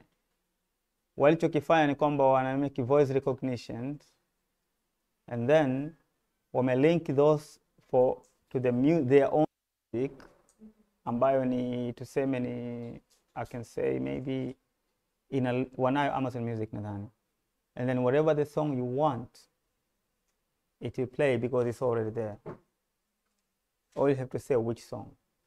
Kama haipo, it won't play. Kama ukisema mfano Bikidude, kama Bikidude inayo, ita play Bikidude. Yeah. Kama haina, it won't play. So it's not that intelligent for everything. Yeah, but most of the songs are known. Yes, technology. Sasa hizi taa zinakuwa linked na Alexa. Kwa hiyo Alexa anajua ku switch on and switch off, anajua time gani ku switch on and switch off. Anajua voice hii ni yako, hii sio yako, kwa sababu unapori hata mimi simu yangu si inayo kama iPhone. Wanao nani yao Siri. Kwa hiyo Siri open the door. Siri Siri shut down, kama sauti ikija hai recognize sauti yako. Una recognize sauti yangu. So kuna voice recognition unatumia vile vile technology. ya Alexa's. Alexa ni cloud, kwa hiyo inaingia vile vile kwa sababu inatumia internet na cloud vile vile. Yeah. Yes, that's why you must have internet to use Alexa. If you disconnect on internet, kwa sababu everything it is from the internet base. Yeah. Sawa? Okay. Any other question? Na tukaendelea. Sasa benefits zake ni kama nilivyosema, instant of services just like that. You want server ya speed fulani unayo. Nataka sijui storage ya kiasi fulani unayo. Sasa imagine una support watu. Remember, you are a service provider now. You have your IT company. Una buy service from Amazon, una sell kwa watu wa chini. Chafahamu? Mtu anakuambia bwana nataka storage ya kitu fulani kiasi fulani, okay, anakulipa, wewe unaenda kumnunulia, unampa access yake na jina lake, anaingia. Yeye anaona anafanya kazi kule, lakini wewe ni reseller. You are the middleman. So how you change your mind now, think not the end but as a service provider point of view. Wewe provider of service, you buy from Amazon. Remember, you are not client, you are reseller. So you are partner. So you have to become a partner with Amazon. Na wao wana engage vizuri na partner wao kwa sababu all they need is client. Think about this. Umenunua mihogo 200 unataka kuiuza lakini haji mtu kununua. Yataoza sio? For them, kama storage hazitumiki, what's the point? They have to be used, sio? So reseller partner, they value you. Kwa sababu kuna customer hawajui, customer wengine hawajui chochote kuhusu Amazon, but wewe unaongea Kiswahili, wanafahamu, wanakuelewa, wanakuamini, hawajui Amazon, lakini through wewe wanapata customer. So 20, 30, 50 hata mmoja, they're happy for it. So think about you become a reseller of Amazon. Una register katika company yao as a partner and then una start to provide storage only storage. Mtu unataka storage, business storage, basi nitakupa. Unatengeneza ile storage, unataka ngapi? Nataka terabyte 20. How much it cost them? Wanakuambia okay, terabyte 20 kiasi fulani, unamwambia ujamaa, unaongeza discount yako, unapata hela yako, anakulipa wewe, wewe unawalipa Amazon, kila mtu ana move on. Hawaitaki wanaitoa na wewe unaitoa. You are not a client, you are a reseller, you are a partner. Okay. If you are a client, that means you are the end user. You are not the end user. You don't use the storage. Someone else is using the storage. Shafam. So you only buy it if someone is available. If there's no one is available, you don't buy it. Tumefahamiana, eh? So think about you become a reseller now as we move along to say service. So as I say, cost effective. You pay as you use it. Sometimes ofisi zetu sisi tunafanya kazi kuanzia asubuhi mpaka saa 11. Kwa hiyo baada ya saa 11 tuna shut down server zote. Hatutumii server zote. Which means we don't pay after that. We only pay when you use. Pay as you use. Not you create a server, you have to pay it. You pay as you use. As the server is on, they believe you are using it. You don't want to use it, shut it down. So ikifika jioni, tuna shut down server zote, tunatulia. Kesho asubuhi, tuna schedule restart. Automatically zina start. Asubuhi, saa 1:30 zina start, tukiingia zishakaa sawa. Tunalipa time ile mpaka saa ngapi. See how you can save money here? They save money for you. But if you leave it on, bahati mbaya, you have to pay. Shafahamu, eh? So shut it down if you don't use it. So don't buy service ambayo hutoitumia. As a reseller, customers zako wakianza kuchajiwa zaidi, watakasirika. So you have to remind them, jamani, this service, you pay as you use it. Kama jioni mnafunga ofisi, shut down the server. Ukishut down the server, hazifi, zinakuwepo bado, mpaka udelete. Yafahamu, the server. So terminate the server. Lakini as long as ziko pale, zinafanya kazi nzuri tu. Unazi shut down, tomorrow asubuhi, unazi start again. That's it. Tumefahamiana? Scale out and scale in. This one I was talking about. Zinakuwa. Storage inakuwa. Kama una mfano wanakuona wewe unatumia sana internet, unatumia sana vitu gani ambavyo servers, wana add another server for you automatically. Wakiona hutumii sana wanaiondosha automatically. Auto scale inaitwa. You don't have to worry kwa sababu wao wana check ile matumizi, kwa sababu the important is you, not just the money. So they have to save you because the longer you stay, the more money they make. Instant money kama sasa hivi imeingia is nothing than laki moja. Kwa nikipata laki moja mimi kila mwezi, alhamdulillah, kuliko kupata milioni 2 ambayo inakuja instant, inakuja sasa hivi and then inapotea. Lakini laki moja kila mwezi ni nzuri. Ndio maana mfano mdogo nikwambia ni wale wana act nini zinaitwa hizi serious hizi. Wana two payment, wana full payment ambayo tunakupa milioni 10 kwa heri, au wanaambiwa we will pay you as tuna make money. Nafahamu. Kwa hiyo kama watu wale wa Friends ambao zile vichekesho vya Friend comedy, wengine wamechukua payment, whole payment wameondoka nayo. Wengine nilipe as you make money. So kila mwezi yeye anapata hela yake. Hana haja kufanya kazi. Kila mwezi kama milioni 10, milioni 20, kila mwezi ndio inavyoenda. Inaenda hivyo hivyo. Sasa ni bora ile kuliko ile ulichukua zote kwa mmoja, mara unaweza kuzipoteza, starehe zikawa nyingi, zikapotea. Guaranteewe kila mwezi unapata kwa client fulani milioni 1. At least kuna ile guarantee yani unayo. Na mwingine milioni 1, na mwingine milioni 1.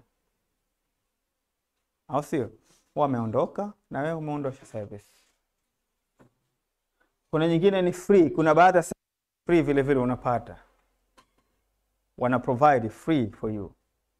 So to test it, kama una application unataka kutesti, kuna platform ambazo ni free unaweza kutesti. Kama developer, kama watu wanaandika program, wanaandika C# programs, C++, kuna programs za Microsoft, Python, whatever the name they call it nowadays. There are so many.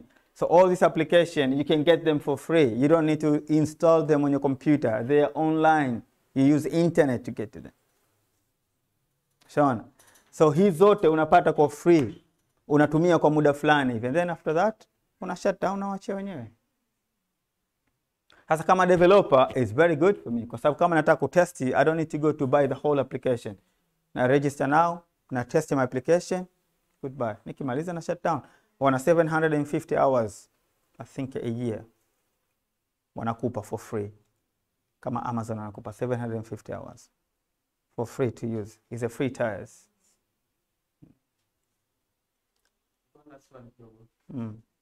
Kama kwenye cloud computing, je, tunaweza tu access RAM? Kwa mfano kompyuta yangu mimi ina RAM 8, lakini kutokana na matumizi yangu nahitaji nipate at least ile 6. Je, naweza kuiaccess na kutumia katika kompyuta yangu? Yeah, you can increase your RAM. How? Yeah? Wana option ya increase your RAM automatically. You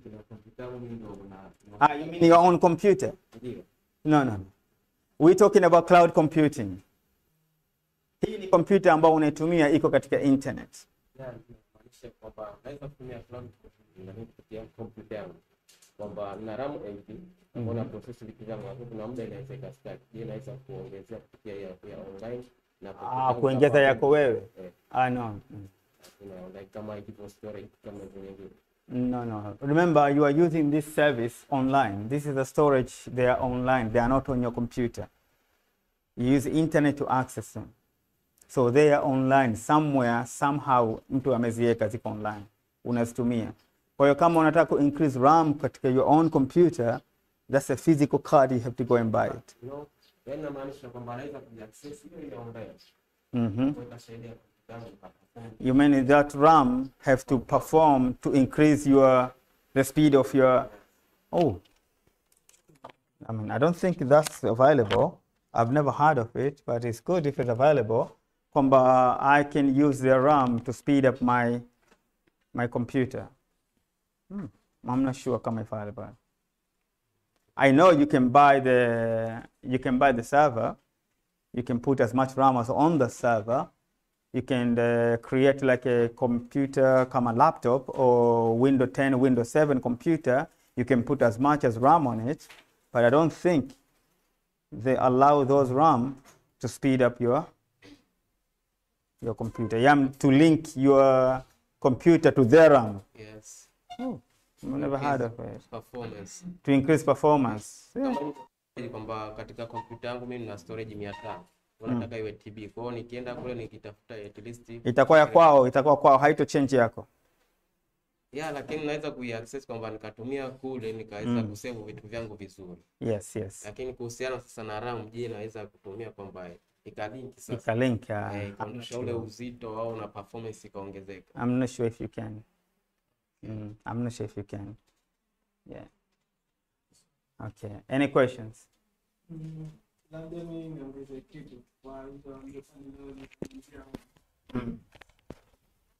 kwamba tunapozungumzia hii cloud computing ni kwamba tunatengeneza labda kompyuta, wewe una kompyuta yako, lakini kwamba kama tunatengeneza kompyuta nyingine lakini ambayo kwa ni virtual, yani nani tuseme, yani sio ya kuonekana kwa jicho la kawaida, lakini ipo. Kwa hiyo wewe unaiaccess ile kompyuta ambayo umetengeneza kwa kutokana na specification ambazo kwa umezitaka wewe mwenyewe, unaweza kuaccess kwa kwa kutumia internet. Lakini ambayo uko na wewe kompyuta haihusiani na kule, just wewe na kulinki wewe kompyuta leo na wewe na ile ambayo umeitengeneza. Tutafahamu. Lakini hiyo mantiki imekuja kwamba kwa sababu sasa hivi kuna vitu vimeongezeka. Kwa mfano mimi naweza kuwa na document hapa na type kwa sababu na wote wa kuaccess ile document moja ambayo ta type pamoja. Yeah, kwa kwamba hicho kitu kinaweza kutokea hata kwenye performance ya RAM. Okay, RAM is a physical thing. It's a physical device ambayo imo katika server. Wanapokupa RAM ni RAM ambayo utatumia katika server yao ambayo umeitengeneza, sio kutumia katika kama hiyo access ipo ambapo unaweza ku create. I've never seen it. I can see storage, but that storage also does not increase your local storage. It's just a storage that is online, allows you to copy file. It does not increase your local storage. Even RAM, it does not speed up your computer. It just for the server ambayo kumbuka, when you connect to it, you connect to the different computer. It's not your computer anymore. The screen will, have you tried to remote to another computer? Have you ever tried to remote to another computer? Yes. So you can see it's not your computer, is it? It's someone else's computer you remote to it. Kama mimi nikiconnect katika ile computer ile pale, it's not my computer, it's someone else's computer. That's how it works. So you connect to the server ambayo iko online using the internet. Ina make sense kidogo? Okay. All right, let's see. So outsource your infrastructure, which means that sasa wewe ambayo una kampuni yako, you have to outsource your infrastructure. Kuna vitu inaitwa elastic computing tool ambayo Microsoft anayo, Amazon anayo, Azure ambayo inatumika na Microsoft. Ni jina tu, lakini actually ni computers. And then Datto is another company ambao wanatumia storage. Kuna online storage ya OneDrive, kila mtu anaitumia OneDrive, najua mimi ninayo, kila mtu anayo hapa. Google Drive, ni online storage. You must use what? You must use internet to access your OneDrive, hata katika simu yako. Ila una uwezo uko save file ndani ya computer, but they are not. You can download OneDrive katika computer yako, but they are not online. So you must be online in order for change to happen. Sasa kama vile hauna internet and then una make change katika OneDrive yako, file una update, zitakuwa kwenye computer yako tu. Once you connect, ndio zitakuwa zina updateiwa katika internet. Virtual machine, na mnajua virtual machines, Nani anajua maana virtual machines? A virtual machine ndio hiyo computer ninasema unatengeneza computer online, inaitwa virtual machine. It's a virtual, it's like a haiko physical hii hapa yani. Kama unataka kutengeneza database, unaweza kuzipata zote online, ukatengeneza your online database. Kwa wale watu wa database, you don't need to buy the whole package, you can get from Microsoft. Online applications ziko kibao, application nyingi ambazo inabidi uzinunue, uzilipie license, ulipie mahela kibao, unaweza kuzipata zote online. Na zote zinatumia nini? Internet. Kwa hiyo huna haja kuinstall application katika kompyuta yako. No, you just go to the internet, you open the link, application iko mbele yako. Unatumia unavyotaka, ukimaliza una save, kwa heri. Mfano application tunayotumia sana ni Office 365. Hatuna haja kuwa na email client katika laptop, sio? Tunaenda moja kwa moja katika Outlook, una type katika internet inakuja. Is internet. Kama huna internet huwezi ku open Outlook, au sio? Kwa mfano, let's go. I think practical it makes sense.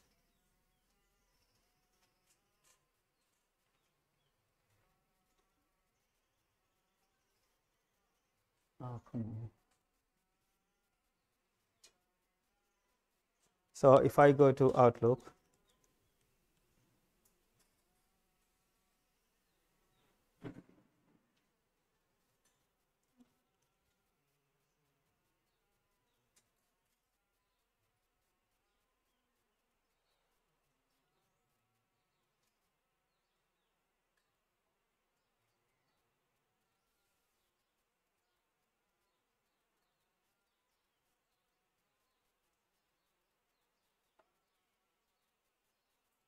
you see,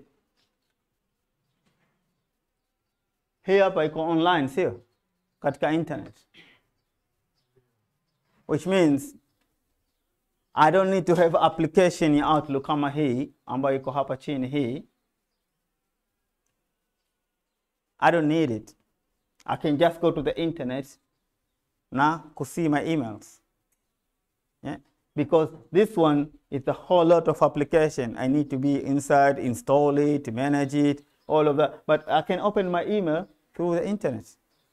So this is application you use through the internet.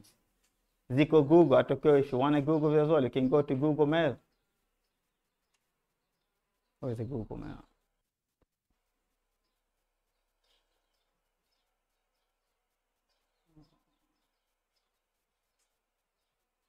This application, that's all online. So where's it? Yeah, you can go to Google Mail. So I don't need actually to have application. There they are. Sean. So all of this ni application ambazo zinatumika wapi? Online application services. When we say online, it means that we are using internet to access. Remember, everything here is based on the use of the internet. So think of that. You must have internet, your client must have internet to access them. Zanzibar itakuwa problematic kidogo kwa sababu gani? Our internet is shaky. So you could imagine your clients have a struggle. You could imagine to open, to download, to upload anything. Inakuwa tabu. But we get in there and hopefully we'll get there. Okay. Any questions so far? Any question, guys? Lakini kinaeleweka? I can ask question now. Oh, that's great. Okay. Okay, type of clouds. Kuna private clouds used by a single organization, not in public domain, and is secured. It means when you buy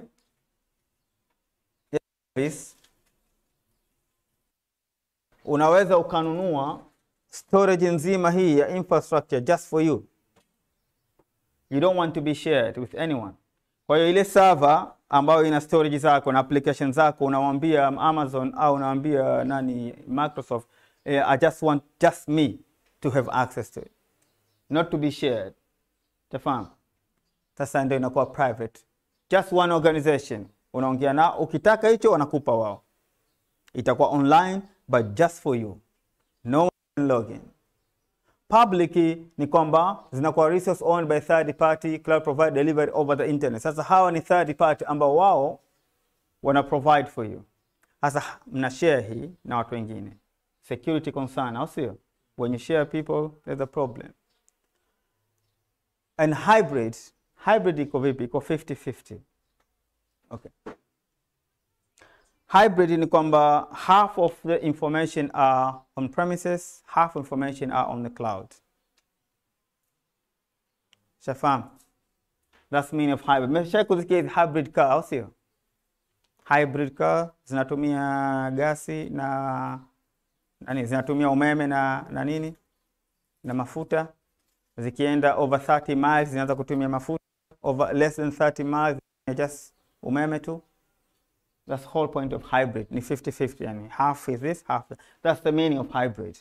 Kwamba it's not fully mafuta, it's not fully umeme. Kwa hiyo hii inakuwa baadhi ya vitu vyako, mfano unasema mimi nataka storage yangu iwe niwe nao mwenyewe. Kwa hiyo una create storage zako hapa katika kwenye kompyuta yako, lakini email I'm okay. You can use my email as online. I want to use email online. I want to use antivirus online. I want to use the internet online.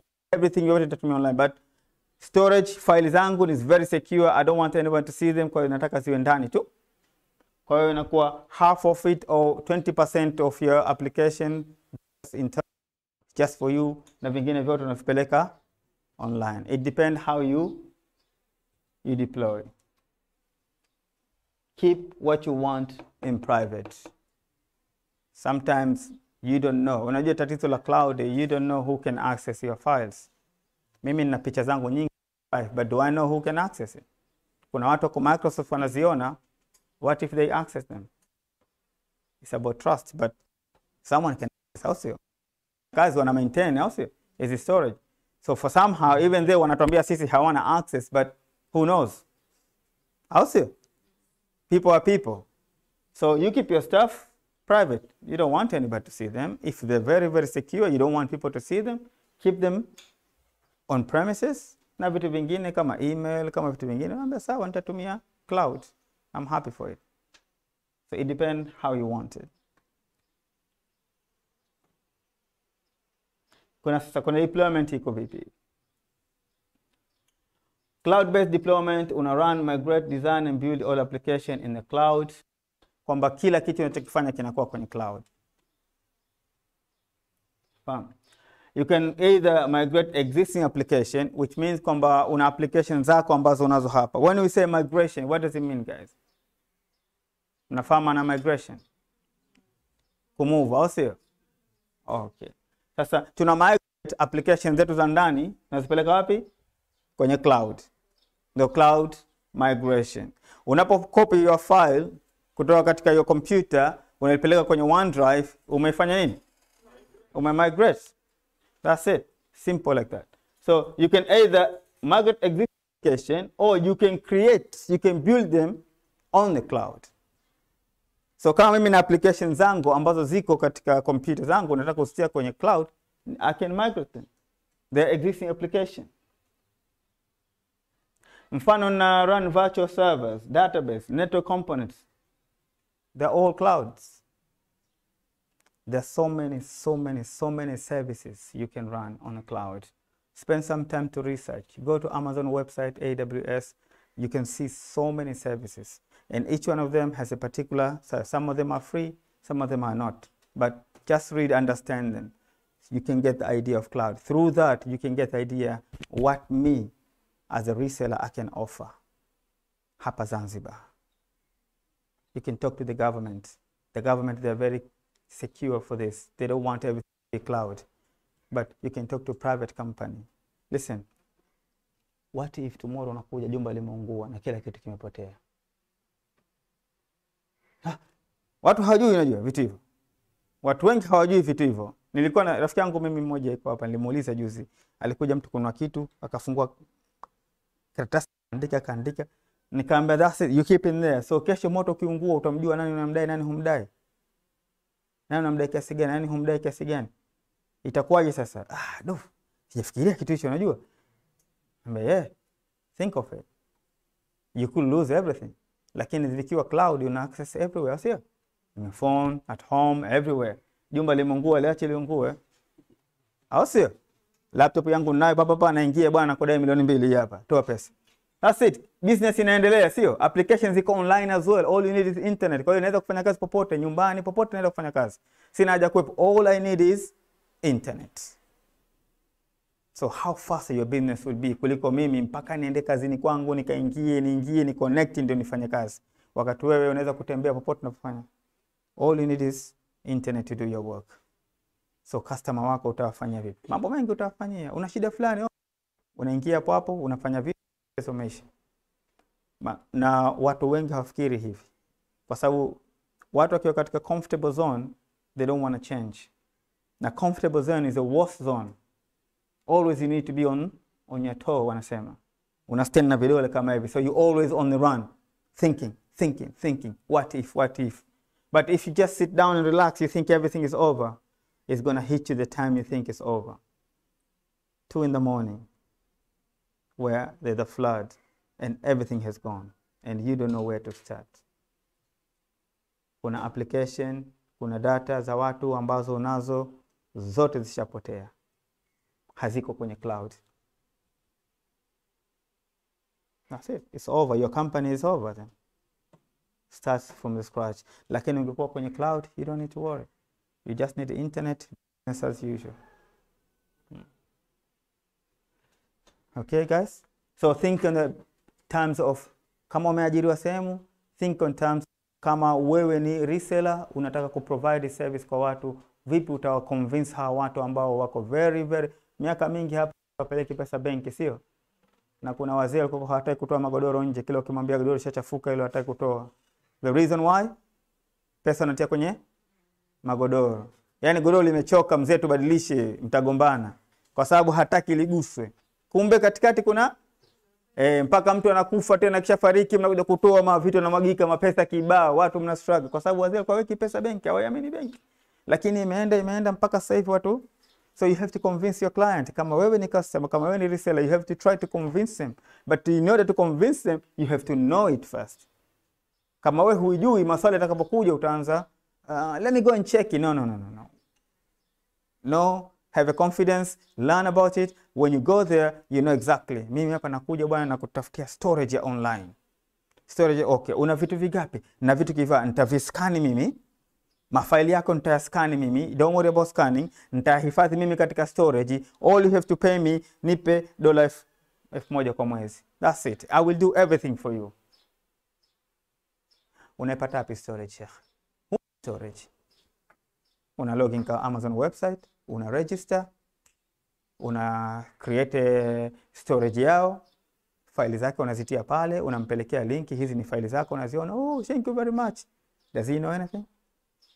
You are reseller. 1,000 yako unaipata, unapa Amazon sengine 200 tu, life goes on. You move forward.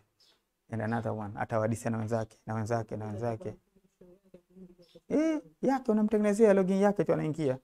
Bas, kwa hiyo akitaka kustore mwenyewe ana store mwenyewe. Si kazi yako tena, wewe ushampa ile platform tu. Baada hapo ana store mwenyewe. Lakini ushamfanyia kazi kidogo vile. Scanning zake ushamwekea sawa kuanzia sasa hivi, kila kitu kikija scan, kitie kwenye hivi. Scan, kitie huko. That's it. Shamaliza. Business yako itakuwa ndio hiyo tu, storage. Online storage. Unauzia watu. Unamtengenezea account yake maalum, unampa basi.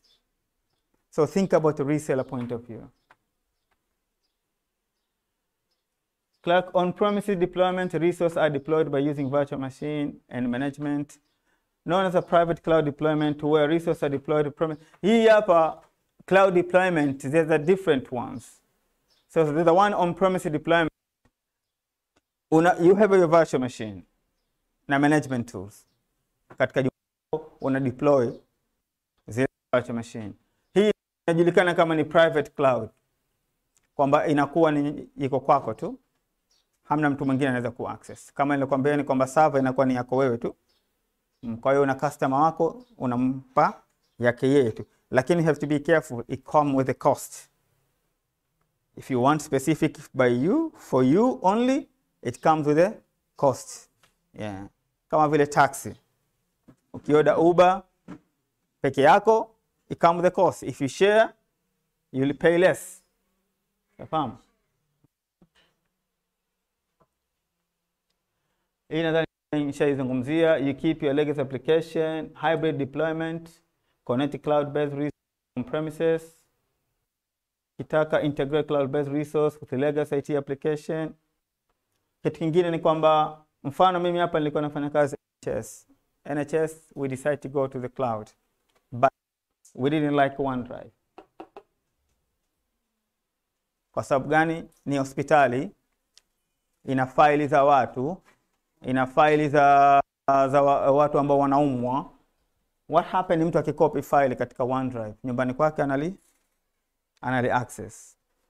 What we don't want is watu kujua mtu ana maradhi gani. Imagine mimi najua una maradhi gani, nasambaza kwa marafiki, sio? Unawatajisia watu, unajua fulani ana maradhi fulani yule. Daktari peke yake ndio ana haki ya kujua, sio mimi.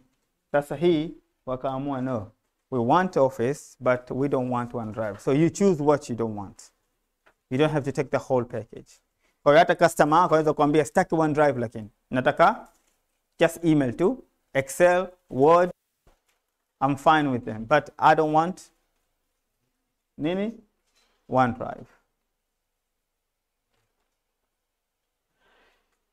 So tunapozungumzia services now, so this is very important. Tunapozungumzia services, kuna kitu kinaitwa software as services.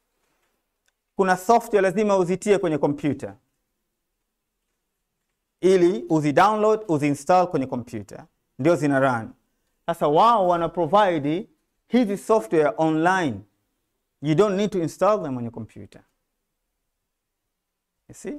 Before download the Microsoft Office, tunaitia kwenye computer, run, everything ina run kwenye computer, sio? Now Excel is online. Word is online. Au sio? Database is online. Mshaiona Excel online, au sio? All it is in internet. So you don't need actually Microsoft Office on your computer. You can go online and type everything. That's it. Software as services. Inaitwa SaaS. Gmail ni software services. You can download the Gmail, but you can have a just online one. You can download the Zoom as application. Mimi nayo Zoom as application, but you can go on internet and type Zoom and log in and use as a online. So this is what we call software services. You access to use software application through cloud. No need to have your server. You don't need. All you need is your internet and your laptop or computer. No physical hardware, which means all you need is your internet connection. No server, no router, no switches. You can have the whole department with laptops, internet connection on wireless, and that's it. And everyone is using the software. So this is cloud-based, guys. Think about the mindset. It is internet-based. Everything is internet. You have to have internet to use it. And think about the customer. Watu wako vipi utawasupport. Wako wengi hapa madukani, pita tu. Mahotelini pita, waulize mna support yote nyinyi. They don't think of. Hawana wengine. They don't even know. Wanawatisha tu, sasa vipi tomorrow hapa mkija computer imeharibika utafanya nini? Hawajui vitu kama hivyo. Kwa hiyo wanasemaje kwamba research your environment. Do your research. Don't just chill. Go survey around. See what is out there. Watu wanataka service but they don't know if they want a service. Hivi nani aliombwa au akapiga simu akaambiwa kama tunataka kamera 3 nyuma? Kuna hivi tulipewa survey na iPhone kwamba mnataka kamera 3? No, but they put it, is it? We're using it. So that's it. They don't care. They just put it. They know that we're going to use it. So sometimes people, they don't know what they want until you remind them, until you tell them. So go to the hostel, go to anywhere, prepare your presentation, go there and tell them, look, I have this and this and this. This is service I have. I can give you this and this and this. And then, oh, how much it is? Ugomvi mkubwa unakuja hapa, sio? Don't worry about how much kwanza. Let me nikueleze faida zake na hasara zake kama huna. Oh, nimefanya kazi miaka mingi, unajua nini? Sijafanya matatizo yote. Sawa shekhe, lakini subiri kwanza. Unaanza kumfahamisha sasa. Sababu watu wengine ni wagumu. Sababu kweli watu wengine washaanza kufanya kazi kwa paper, sio? Washaanza kuandika kila kitu. Kwa hiyo inabidi wa convince kidogo. Hasa akishakuwa kumbe. Ushaona sasa? Anaanza kuingia. Ngoja kwanza. Sasa inakuaje? Mimi siji computer. Usiwe na wasiwasi. Tuna handle kila kitu. Sisi tunachokitaka kwamba tutakufanyia kila kitu. Baada hapa sisi tulipe kiasi fulani tu kila mwezi. Hicho tu. Fanyeni basi. Mnaingia contract, kumbuka SLA yesterday. It has to be there. Don't go sijui Kiswahili. No. It has to be there. Mnaingia contractor, mnabiliana, mnajuana kila kitu, and then after that, it's all yours. Wako wengi. Opportunities ziko nyingi. Just go out there. But get to know this, what you want to sell first. Get to know what you want to sell. You want to sell storage. You want to sell software. Ziko nyingi tu. Sasa get to know what you want. Unataka nini hapo? Ukishakujua unachokitaka, then unaweza kwenda mahotelini, unaweza kwenda madukani, supermarket wapo. Still watu wana run service kama vitu cha kawaida tu. Okay. Tamaliza soon nadhani. Nyingine infrastructure services. Kumbuka tulizungumza kuhusu infrastructure, servers, routers, switches, vitu gani, connection, vitu vyote hivi unavipata online. Sasa unataka server, unataka Active Directory, unataka domain controller, unaipata online. DHCP, unaipata online. File server, unaipata online. Sijui DNS, unaipata. All of these are infrastructure servers. Zote hizi unapata online kwa bei rahisi, na unazitumia na unalipa kwa jinsi unavyozitumia. Ikifika jioni unazi shut down, unaenda kulala, asubuhi zina start, ndio zinafanya kazi. Unamwambia mtu mwenye kampuni, this is what I'm going to give you. You don't have to spend a lot of money. You pay only this amount. Yeah. Spend some time to read, find out this information. Takuleteni this detail.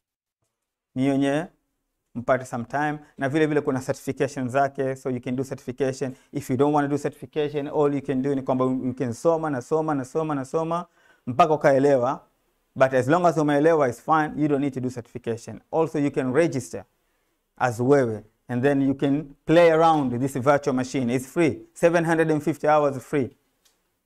And it based on how you use it. So you can play with them, you can create this virtual machine, you can set up the whole network. So when you go there, you know exactly what to do.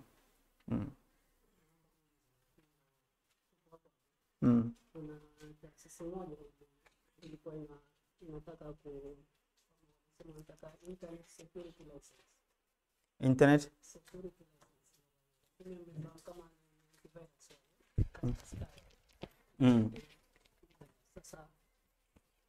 Inataka security license. Labda tunataka security license 19. Kitu kama hicho. Kwa hiyo manake ni waliniambia mimi. Kwa hiyo nikaenda kununua zile CD zao. CD zile zinakuwa labda free user.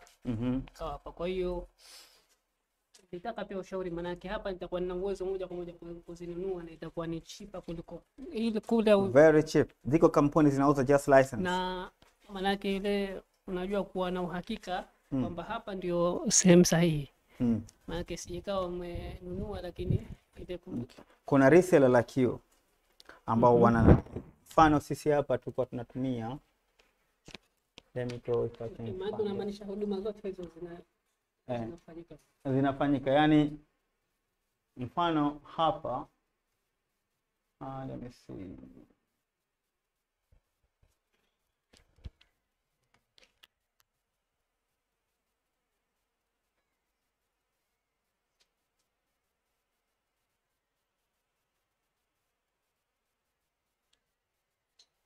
Unaona hii kampuni?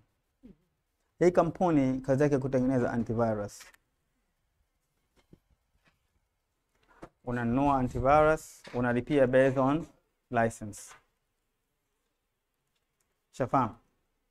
Once you pay for license, ukimaliza license unapay ni based on your user, not for you. So wale wamekwambia 20, unabai 20, unawapa wao. Wao wanakuuzia kwa shilingi 5, unauza kwa shilingi 15. Life goes on.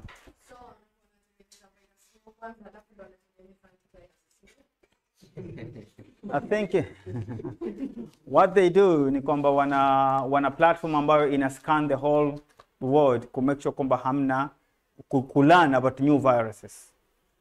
And then you buy it, but it's always online, it's always checking. So when you download it, when you install their client link to their servers. Their server check all the virus and there's the update for you. So kutengeneza virus, I'm not sure, they might, because if you want to scare someone, you have to show him a gun, is it? Kwa hiyo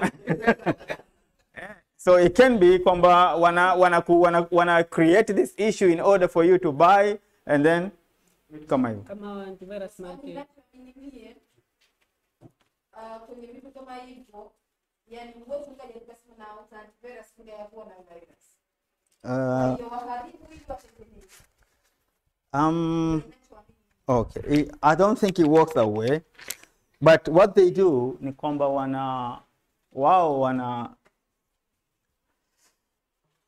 wana recruit watu ambao wanajua mambo ya virus, hackings and creating virus, and then wana use well. Ushaiona movie inaitwa Catch Me If You Can? Yeah, ya Leonardo DiCaprio. Anakuwa mwizi, ana fix nini hizi, anatengeneza fake vitu kiba vitu fake za nini zi check fake. Catch Me If You Can. Yeah. Wanachokifanya FBI, wanaamua kumwajiri. Nafahamu? Kwa sababu yeye alikuwa mwizi mbaya, hawamfungi jela, wanamwajiri, wanampa na kiti chake ndani ya FBI. Wanampa kiti, anaambia hasa tufanyie kazi. Alivyoziona zile cheki, anajua hii fake, zote kazi hii fake. Yaani wao wamekaa miezi 6 wanazichunguza, hii kusiziona hii fake. So sometimes you have to employ mwizi ili akulindie nyumba, kwa sababu anajua ujanja wa. You make sense? Asio, usiniibie, nakupa pesa, niambie mnaiba vipi. Kila mwezi njoo uchukue pesa hapa, au kaa na mimi hapo nifundishe jinsi. That's how we employ hackers. Kwa sababu gani? They know the back door. If you don't know how to steal, huwezi kujua jinsi gani ya kulinda. Nafahamu, unaweza kuweka ukuta, but watu wajanja. So as well as they do that, they create this environment kwamba kunakuwa na virus, and then how to protect it. Nafahamu? Vitu kama hivyo. Right. We getting closer, nadhani. So this one ni infrastructure ambapo na create virtual machines kufanya kazi zako.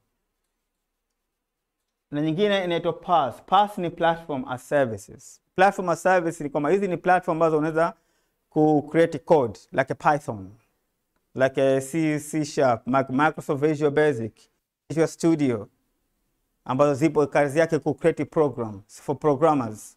This is a platform.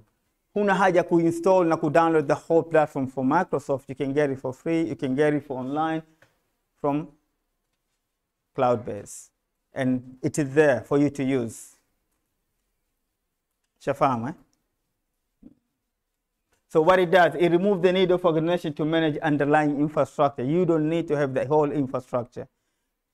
Good internet, your laptop, go online, log in, open the platform and use it. Simple. So what happens is your deployer, your developer wanna focus on development of applications than to worry about sijui kuna license hii, application haifanyi kazi, sijui IT njoeni, sijui kwa sababu it's online, the only thing is internet.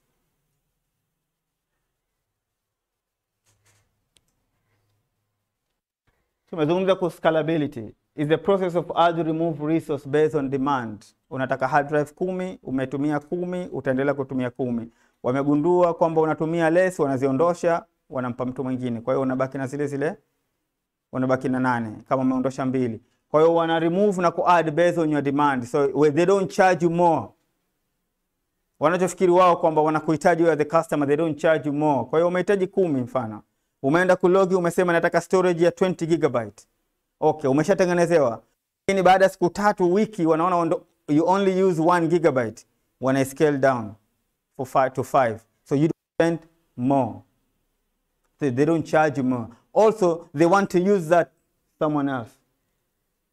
Sasa ukitaka ku increase, nayo pia automatically ina increase. Kuna kitu auto scale. Auto scaling. Automatically increase as you use. You don't need to send the, I need more storage. No, it just automatically save automatically. Kwa hiyo kama inge hard drive, then you have to go to Mozambique to buy the hard drive. Uje hapa, uitie, we connect it. Shafahamu, it's a headache. But here automatically ina increase.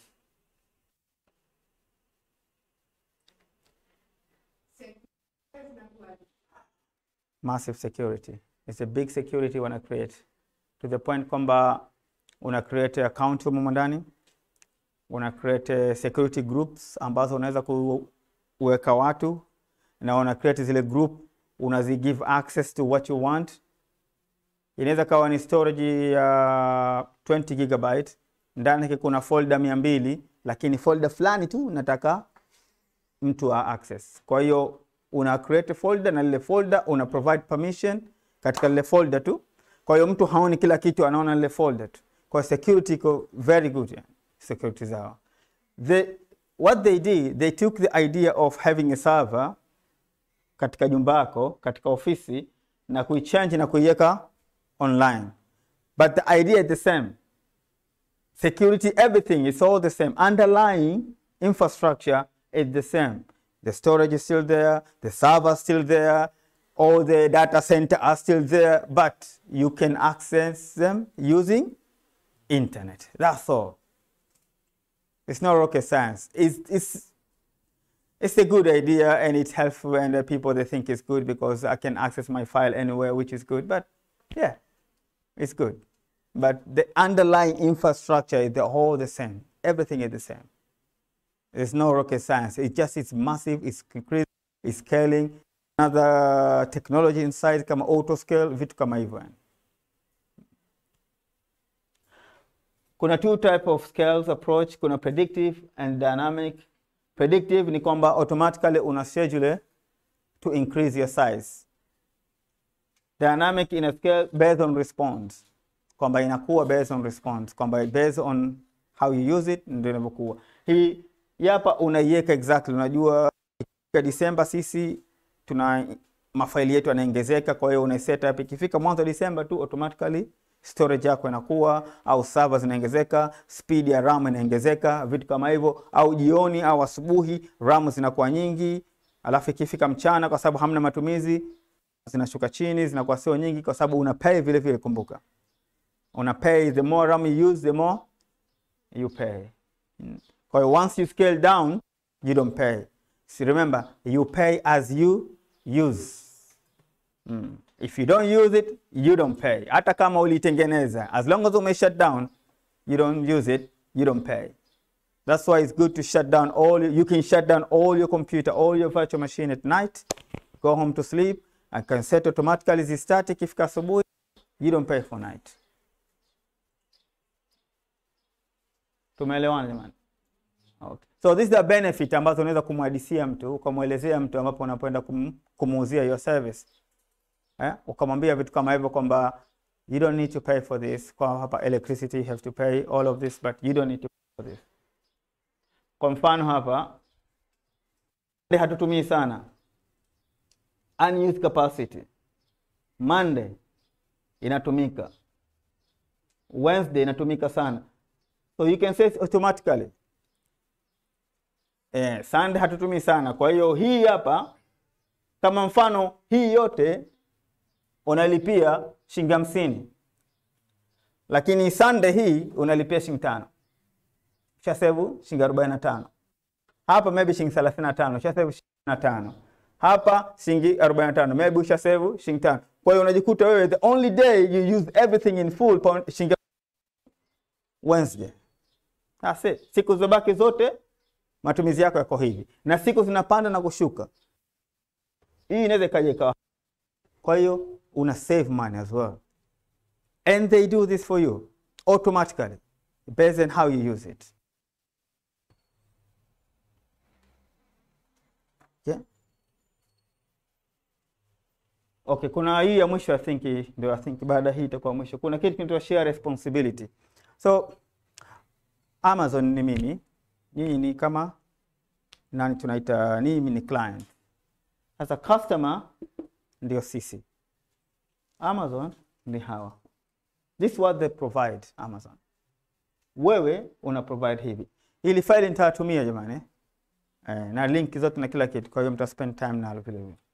Kwa hiyo what is your responsibility? And what is my responsibility? katika hiyo platform yetu. Platform yangu mimi, but you have your responsibility to make sure kwamba your platform application identity, access management, kwamba nani ana access is up to you, not me. Tafahamu? Customer data zako wewe, sio zangu mimi. Tafahamu? That's your responsibility. They are not my data. This is your data. Au sio? Mimi na provide computing, na provide storage, provide database, na provide I don't know, infrastructure, computing, hardware, na provide me availability if it is Amazon. Kwa hiyo vitu ambavyo underlying ambavyo kwenye data center nita provide mimi. What you do with that application is up to you. So you are responsible for my data. Also, ni customer wako, kwa hiyo data zao you are responsible for them, not me. So you must make sure ziko salama, you must make sure nani ana access, nani ha access. Mimi na provide ni hii computer tu nakupa. How you gonna use it, what you gonna put in there is up to you. Mimi kazi yangu provide hii computer. Shafahamiana eh? Kwa hiyo kuna share responsibility. So you are responsible, I am responsible. My responsibility is to provide kwako wewe. What you do with the platform is up to you.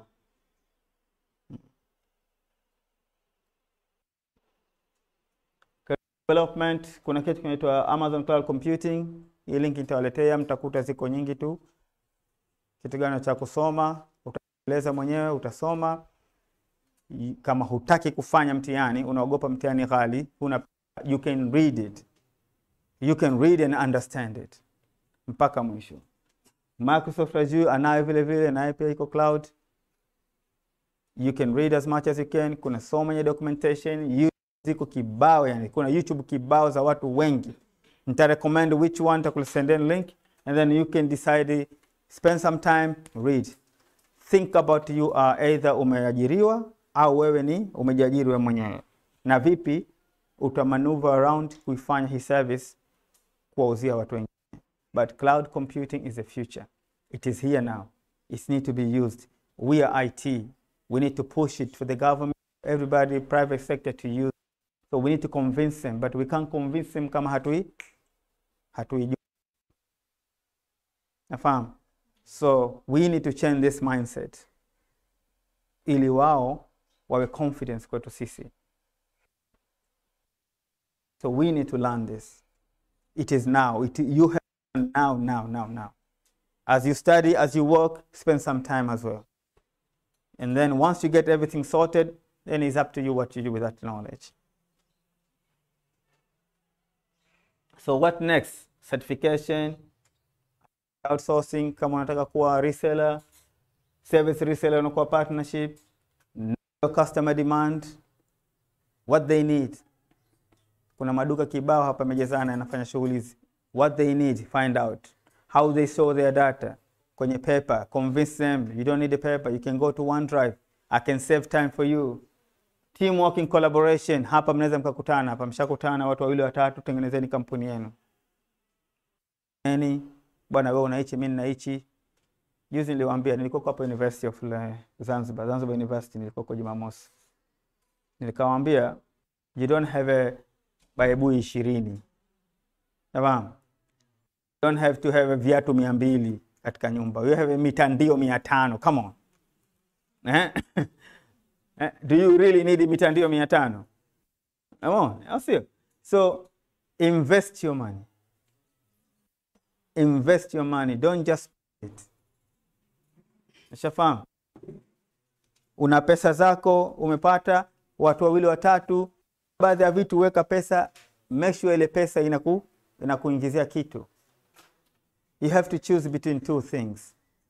Are you a buyer or a seller? Sisi watu maskini tuna tatizo moja la kuwa buyer. We are so buyers. Tunanunua. So we are so attractive with what? With material. Kwa sababu ya umaskini wetu, tunataka tuonekane tuna kitu.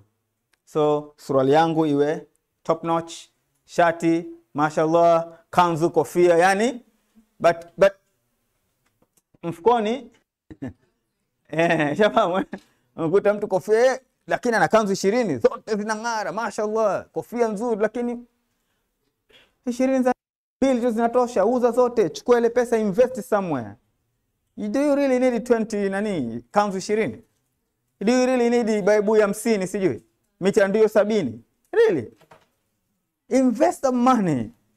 It's your money. Use the money to invest it. Sell them. Become a seller. Sell it. Invest them somewhere. And then utapata hela yako. Hela yako itumie kwa kupata pesa vile vile. Nafahamu? Think of that. Kwa sababu sisi tuna tatizo letu ndio hilo. Tunapenda material. But unajihangaikia. Maana watu wana spend a lot of money kununua dhahabu na magoldi na manini. Fair enough. But if you put the money katika investment company au into the business ikakuzalishia 30, 40, life goes on. Nafahamu? We are not poor. Trust me. We are not that poor. Kwa sababu kuna watu wame-make it as a poor. Jeff Bezos. Mjafahamu Jeff Bezos? Jeff Bezos ndo alianzisha Amazon. Microsoft. Alianzisha wapi Microsoft? Kwenye basement ya nyumbani kwao, sio? Baresa huyu hapo. Alikuwa anashona viatu, sio? How did he make it? You think alikuwa kinunua kanzu 200, 500? No. Start it like that. Understand your situation. And then once you know your situation, then you can. Yeah. But that's our problem. We need to change this mindset. The money you have is your investment. The energy you use, tunakuwa watu wazima, maisha yanabadilika, si watoto tena, nguvu zinaisha mwilini. Or every minute, every second you invest, you make sure you have your return of investment. The return of investment is how you use your money.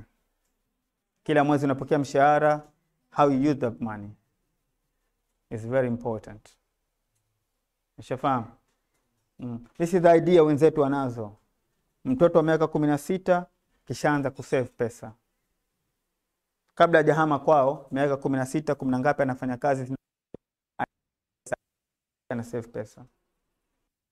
Akifika miaka 25 anahama kwao, anahamia katika nyumba yake. Analipia nyumba yake japo half, anahamia katika nyumba yake. Anakuwa na maisha yake mwenyewe. Anaanza kazi, ana move on. Alipokuwa kwao, alikuwa halipi chochote, anaishi bure, anakula bure, lakini wamempa limited time. Akifika 25 mingapi ahame. Ndio unasikia wazungu wanahamisha watoto wao kwa sababu gani? Washakuwa watu wazima, they need to go. Lakini hapa sisi mpaka miaka 30, miaka ngapi bado tunakaa na wazee, tuna survive, tunaishi nao, tunakuwa nao maisha, lakini tunao utajiri sisi na mimi. We need to think about become seller instead of buyer. Shafahamu, think of become someone you can sell. Invest your money, invest your time on education. Kwa hiyo tushamaliza, nadhani hii ndio ya mwisho. Any question and we can answer. Baada hapo tutafunga inshallah. I think tume increase dakika 17. I try my best to keep on time. Any questions so far? Naam Sheikh.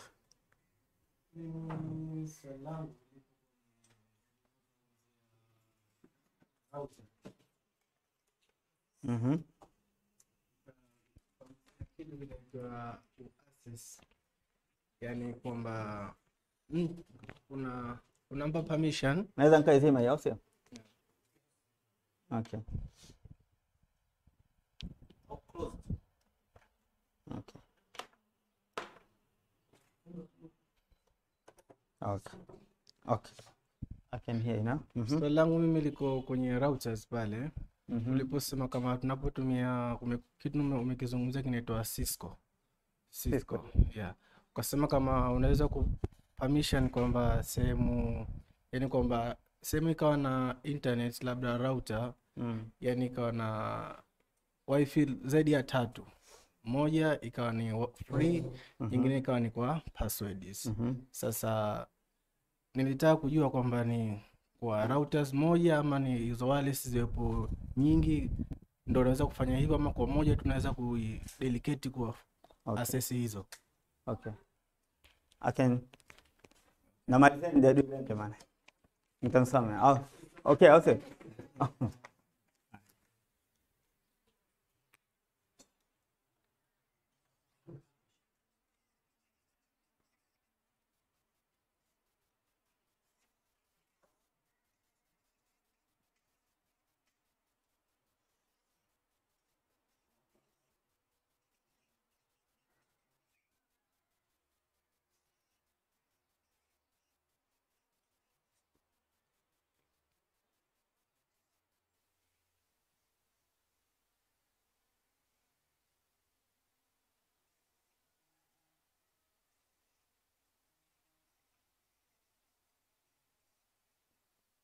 internet.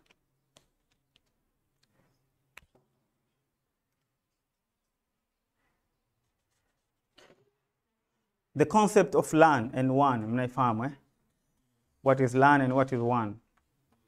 Okay, local area network na wide area network. So nikisema LAN, mnafahamu?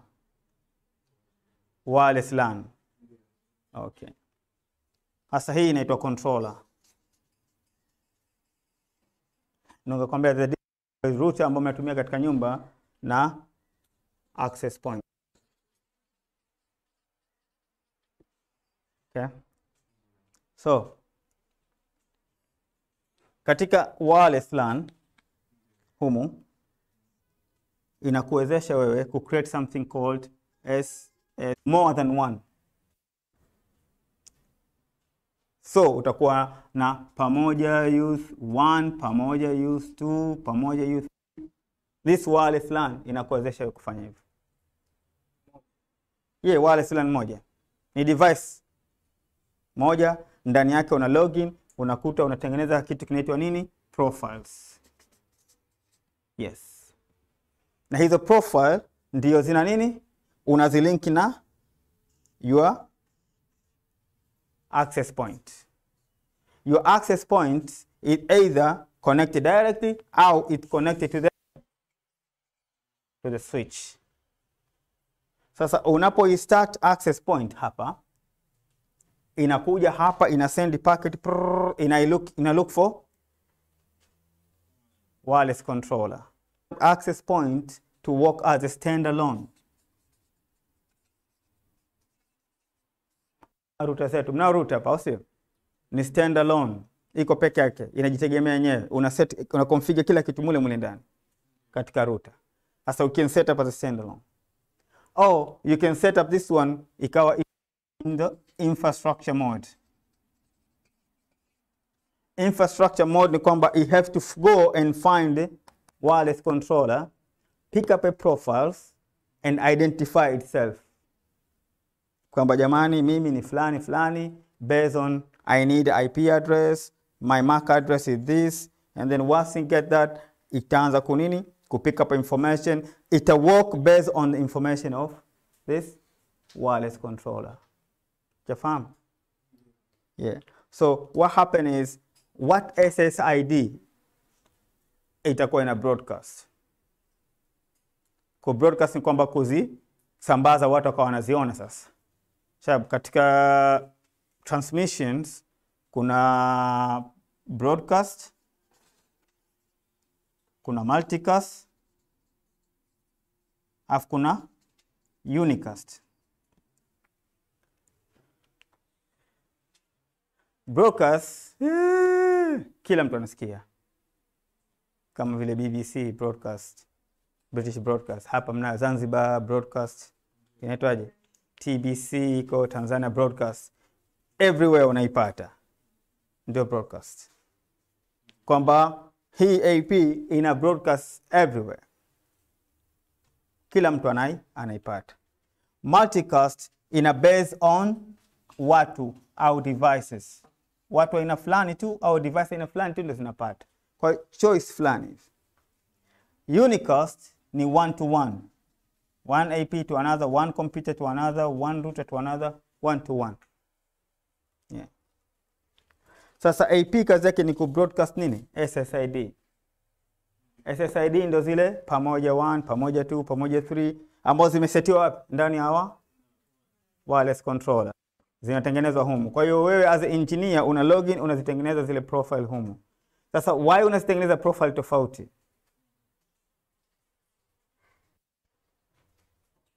Najua why.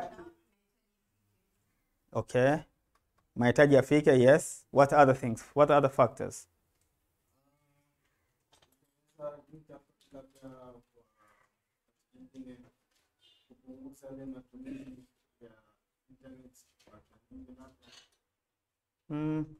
Maybe you get there, but yes, Sheikh.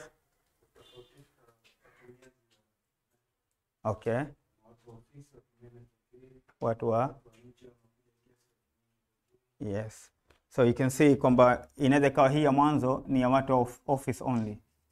Hii hapa pili ni watu wa guest. Hii hapa ikawa yake yeye mwenyewe bwana director, haigusi mtu hii.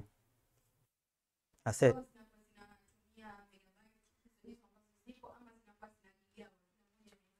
You set up on wireless controller how you want it. Yeah. Sasa humu ndo unafanya kila kitu. Speed zake, radio links zake, una set everything hapa. Based on that, hapa katika hii switch umeconnect nini? Umeconnect servers, au sio? Based on that, katika hii switch umeconnect printers. Sasa based on this SSID, you can provide kwamba this SSID can access this server. Kwa sababu gani? Mtu huyu ambaye ni guest hatutaki access server. Kwa hiyo tunampa nini? Tunampa different settings, different IP address. He can't access this. He can only access internet. He can't access our infrastructure. Na connect hapa atahitaji login and password. Hapa is just a free, just connected. It's just internet. What it does, whoever connect on this one, it goes direct all the way to the internet, and you just use, we call it dirty internet. You just use it. But for office use, connect hapa, itakuuliza your username and password. It's not security for SSID. Those are different. You will be asking for username and password. Your IT team will give it to you to access the wireless. Yeah. So you must use it here so we can identify your device. What if you come with your own laptop? Mshakusikia kitu kinaitwa BIOD?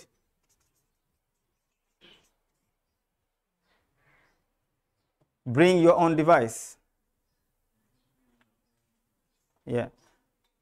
Tumefika kwenye stage kwamba watu tunawaruhusu walete laptop zao wenyewe nyumbani, so we can feel comfortable how they work it.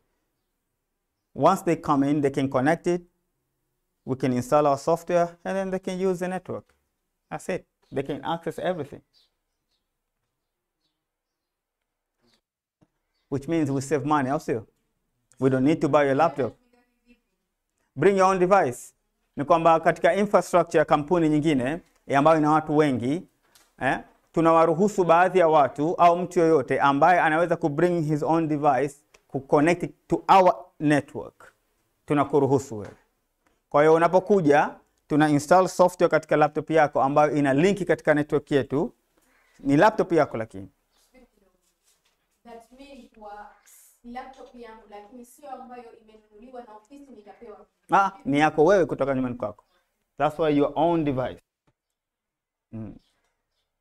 Sasa tunakuruhusu, all you have to do ni put your software inside our software, tuna scan kama ina virus ina chochote, and then after that tunakuruhusu ku access our network. That's it. Na ni mfanyakazi wetu, which means tuna save money. We don't need to buy a laptop. See the idea? So you think anaruhusiwa, but at the same time the company ina save money. So you can have a multiple profile katika wireless controller as much as you want. Any other questions about IP, TCP?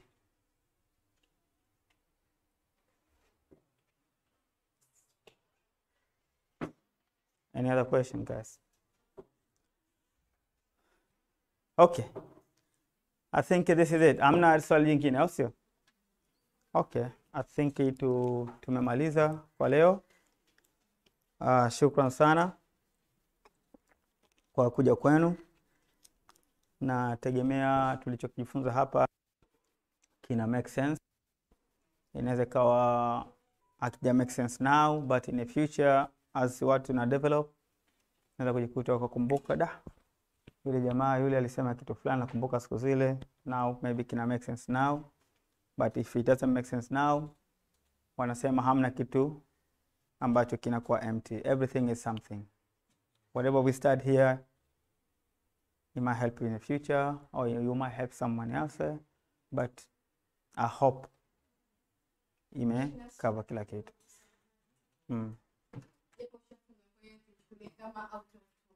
Okay, this is wanaita nini? Bonus. Okay. Okay. Hivi tuseme labda unahisi unashindwa nini nzuri ambayo inaweza ikawasafu kwa upande wa Tanzania kama vile ambavyo tulizungumza juu ya ile Amazon nini ya Alexa. Yeah. Okay. Yaani unahisi kinatushinda kitu gani? Unahisi tunakwama wapi juu ya kutengeneza haya? Sawa, asante. Labda unahisi tunakwama wapi kwa upande wa Tanzania kwenye matumizi ya IT kutengeneza vitu ambazo vinaweza vikawa valuable kwa upande wa Tanzania nzima kama vile ambavyo tumezungumzia Alexa. Yeah. Tunapokwama. Okay. I'm going to be political correct as well. So, tansamehe. Inshallah. Ni kwamba kinachotufanya sisi ambacho binafsi mimi ninahisi kwamba tuko behind katika masuala ya IT ni kwamba hatuichukulii IT as it's supposed to be.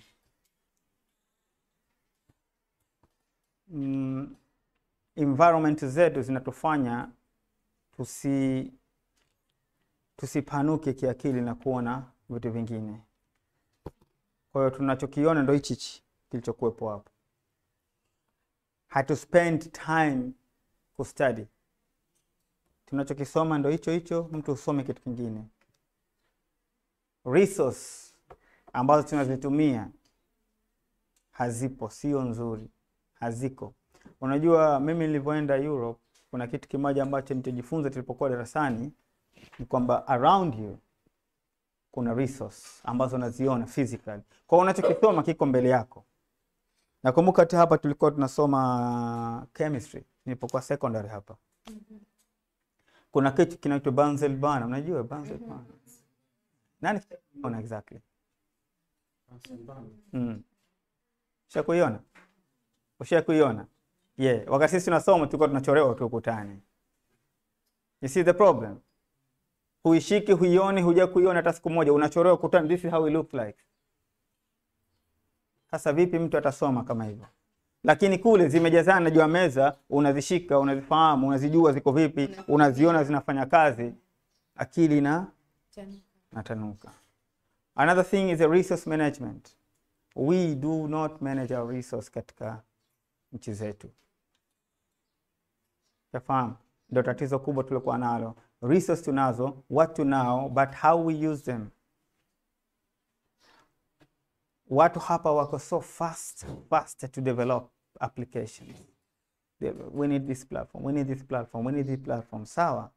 But to me, I think it's a, what we call it, it's a bubble. It's a bubble that will burst one day. Yafahamu? When you have application ambayo ina depend on another application in order for it to function, you have a problem.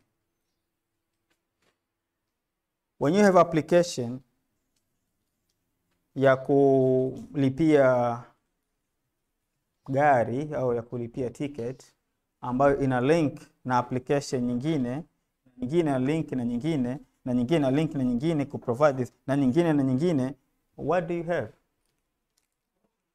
It's a chain of problem, which means this application, they're independent to each other.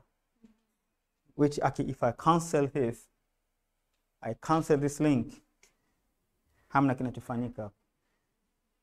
Kwa hiyo my application, in order for it to run, huyu bwana ofisi yake lazima iwe open.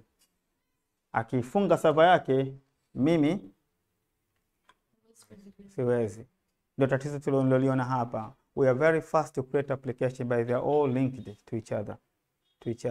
And we think that is the best way, that is the worst way to create. Because you create a chain reaction problem ambayo is a bubble. And when the day is going to burst, kila mtu atakimbia kwa sababu who is going to be responsible?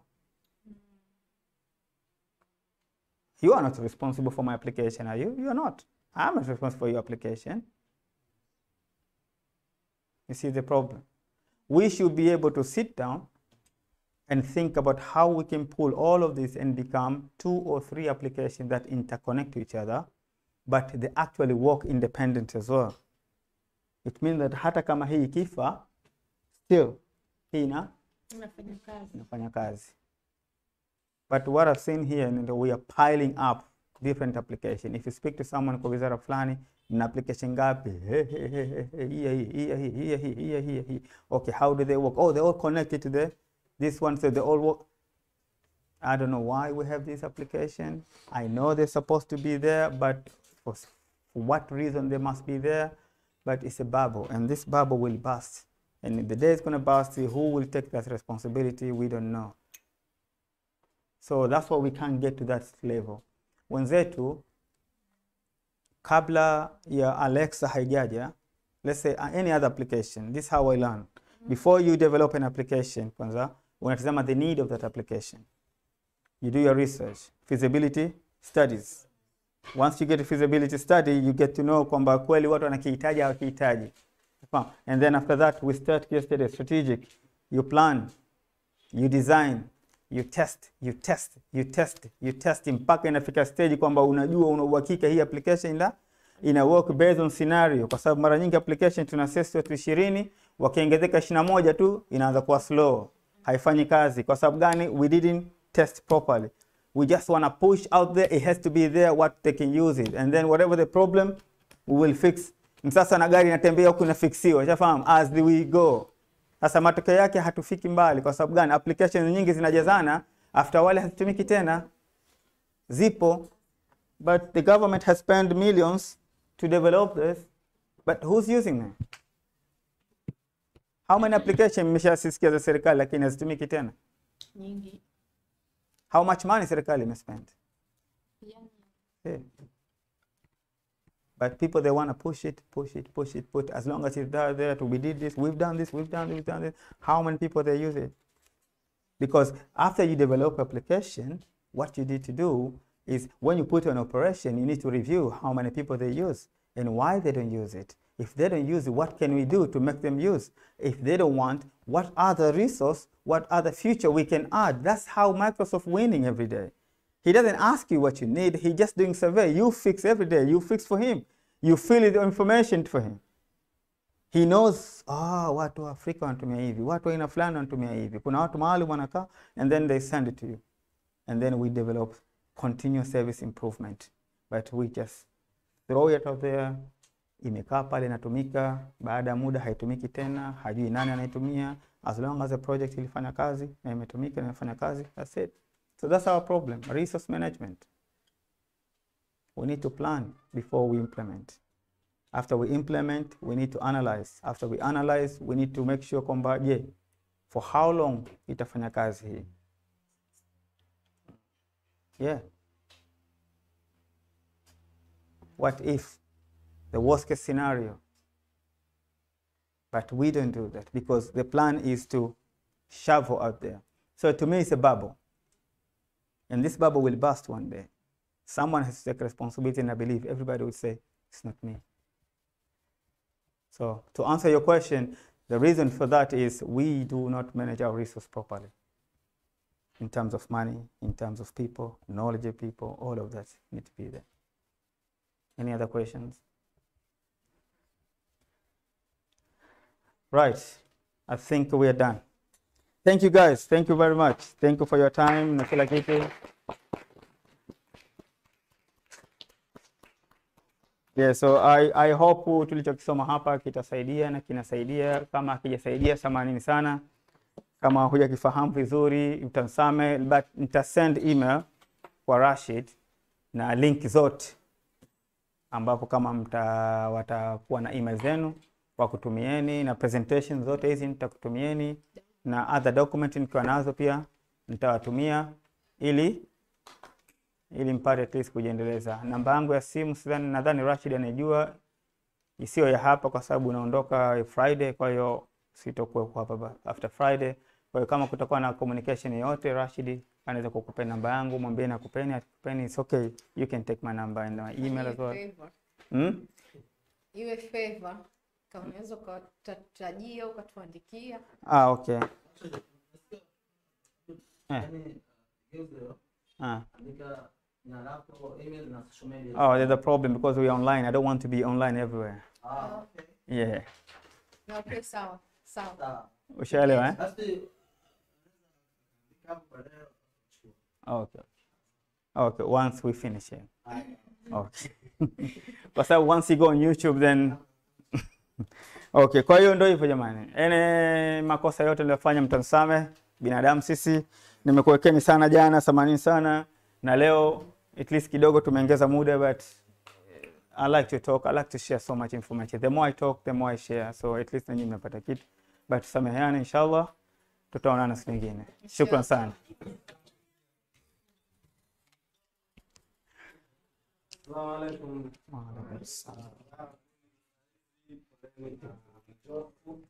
I hope kile ambacho tumekipata hapa kwa namna moja nyingine kinaweza kutusaidia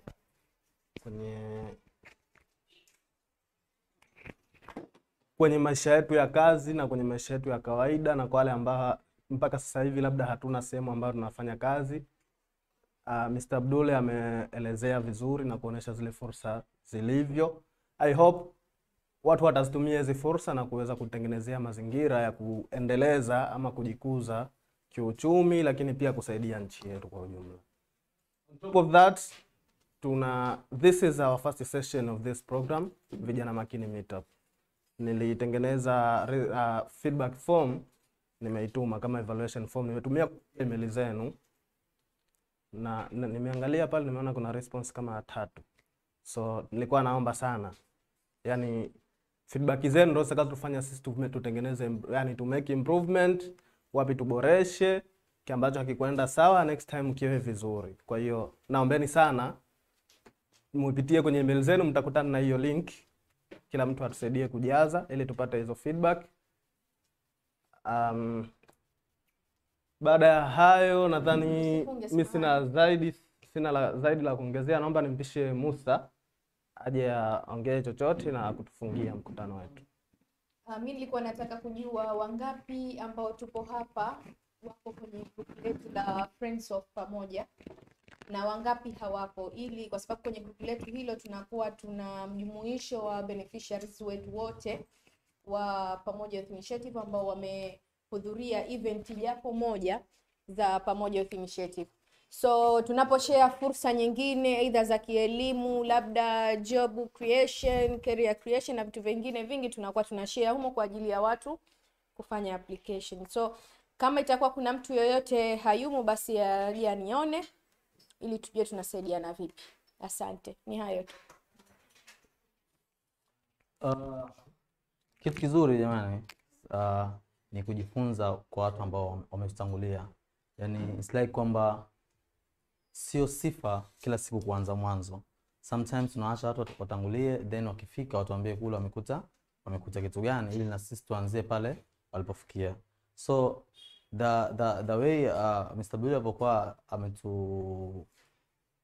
anatuongoza katika darasa letu hili from yesterday to today, so tumeona how ulimwengu ulipo, na sisi kama vijana, kama viongozi tunatakiwa take parts kwa njia gani ili na sisi kwenda sambamba pamoja na industry ICT inapokwenda, na vipi iko very risky, na vipi tunaweza kufanya prevention, kwa sababu kama sio leo upo kwenye taasisi, kesho utaajiriwa, kesho kutwa utakuwa mkuu wa department, kesho kutwa utakuwa kiongozi wa nchi, utakuwa mwanasiasa, whatever platform ambayo utakuwa unaifanyia kazi au organization utakuwa unaifanyia kazi, ICT is cost cutting.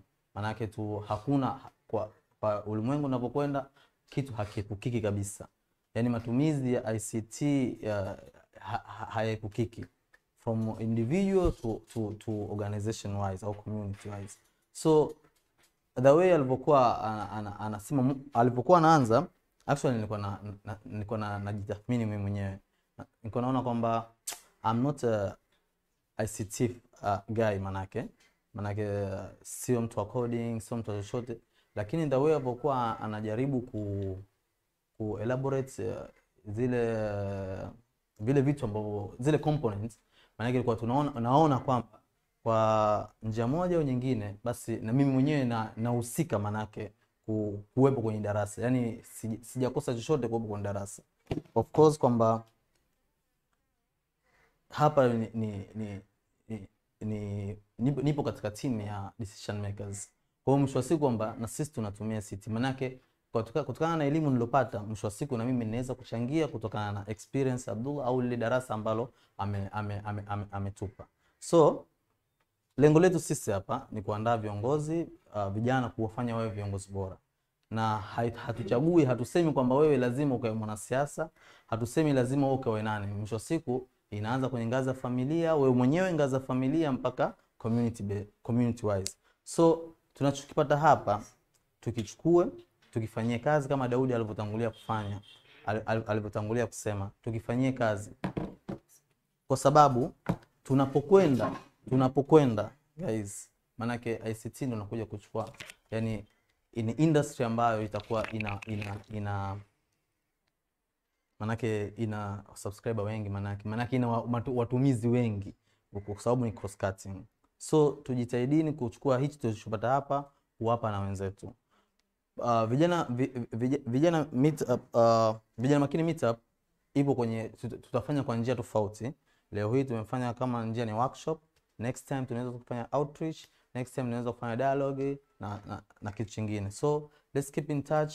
Kama Daudi alivyosema, hiyo link imekuwa shared katika email zenu. If mtu atakuwa hana access ya na email, amreach Daudi ili aweze kumjapo kwa text ya kawaida ili aweze kuijaza.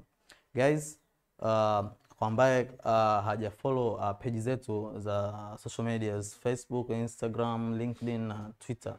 So make sure unafanya hivyo ili tuweze keep in touch na kuendelea kuwasiliana. Leo tumekutana hapa, sidhani kama tunajuana wengine. Let's build a network. Umeelewa? Yes. Tunajuana sometimes nje, lakini sometimes hapa tumeweza kujuana ni watu ambao ni watu ambao manake tunaweza kusaidiana katika harakati za maisha na kujengana kiuwezo pia. Definitely mimi furahi sana kumuona Saleh actually ni my classmate from standard 1 to standard 7 na sikutegemea kama nitamkuta hapa.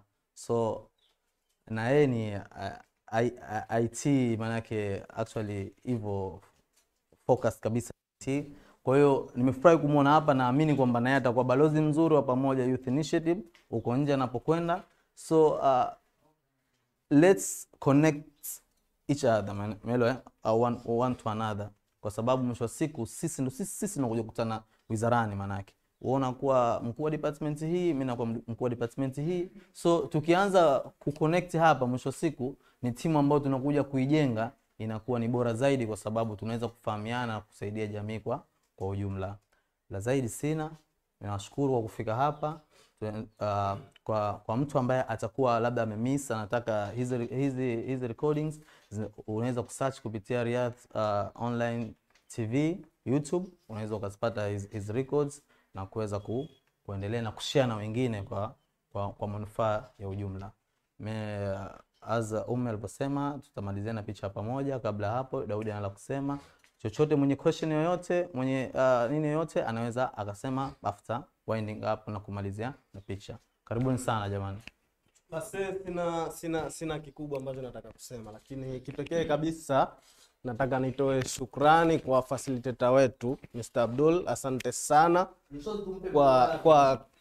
asante sana kwa kuja kutufumbua macho. Mimi naamini wengi sana tulikuwa tupo usingizini, lakini kwa namna moja ama nyingine umekuja kutuamsha. Kwa hilo maneno ya Musa, tukupe maua yako.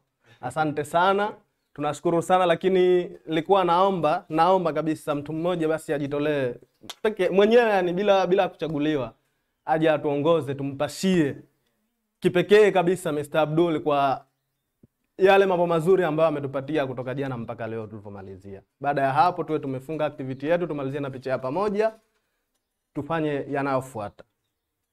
Amejitolea, karibu.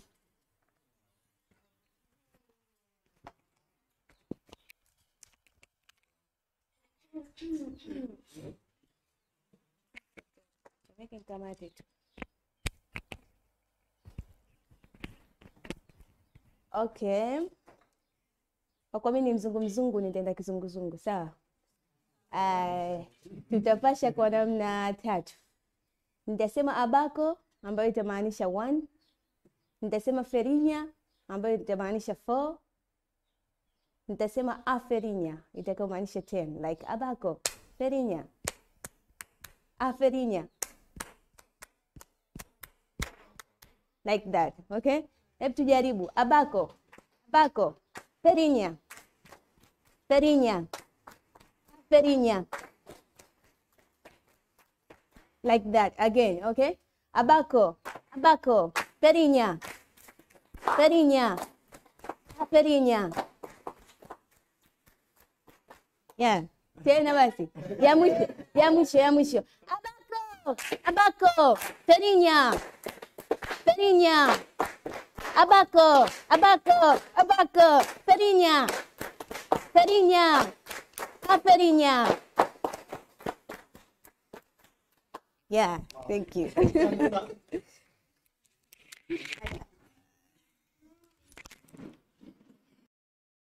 Mpaka kufikia hapo ni tuseme ndo mwisho wa workshop yetu hii ya siku 2, lakini inshallah next month tutakuwa nayo tena, manake itafanyika kila mwezi.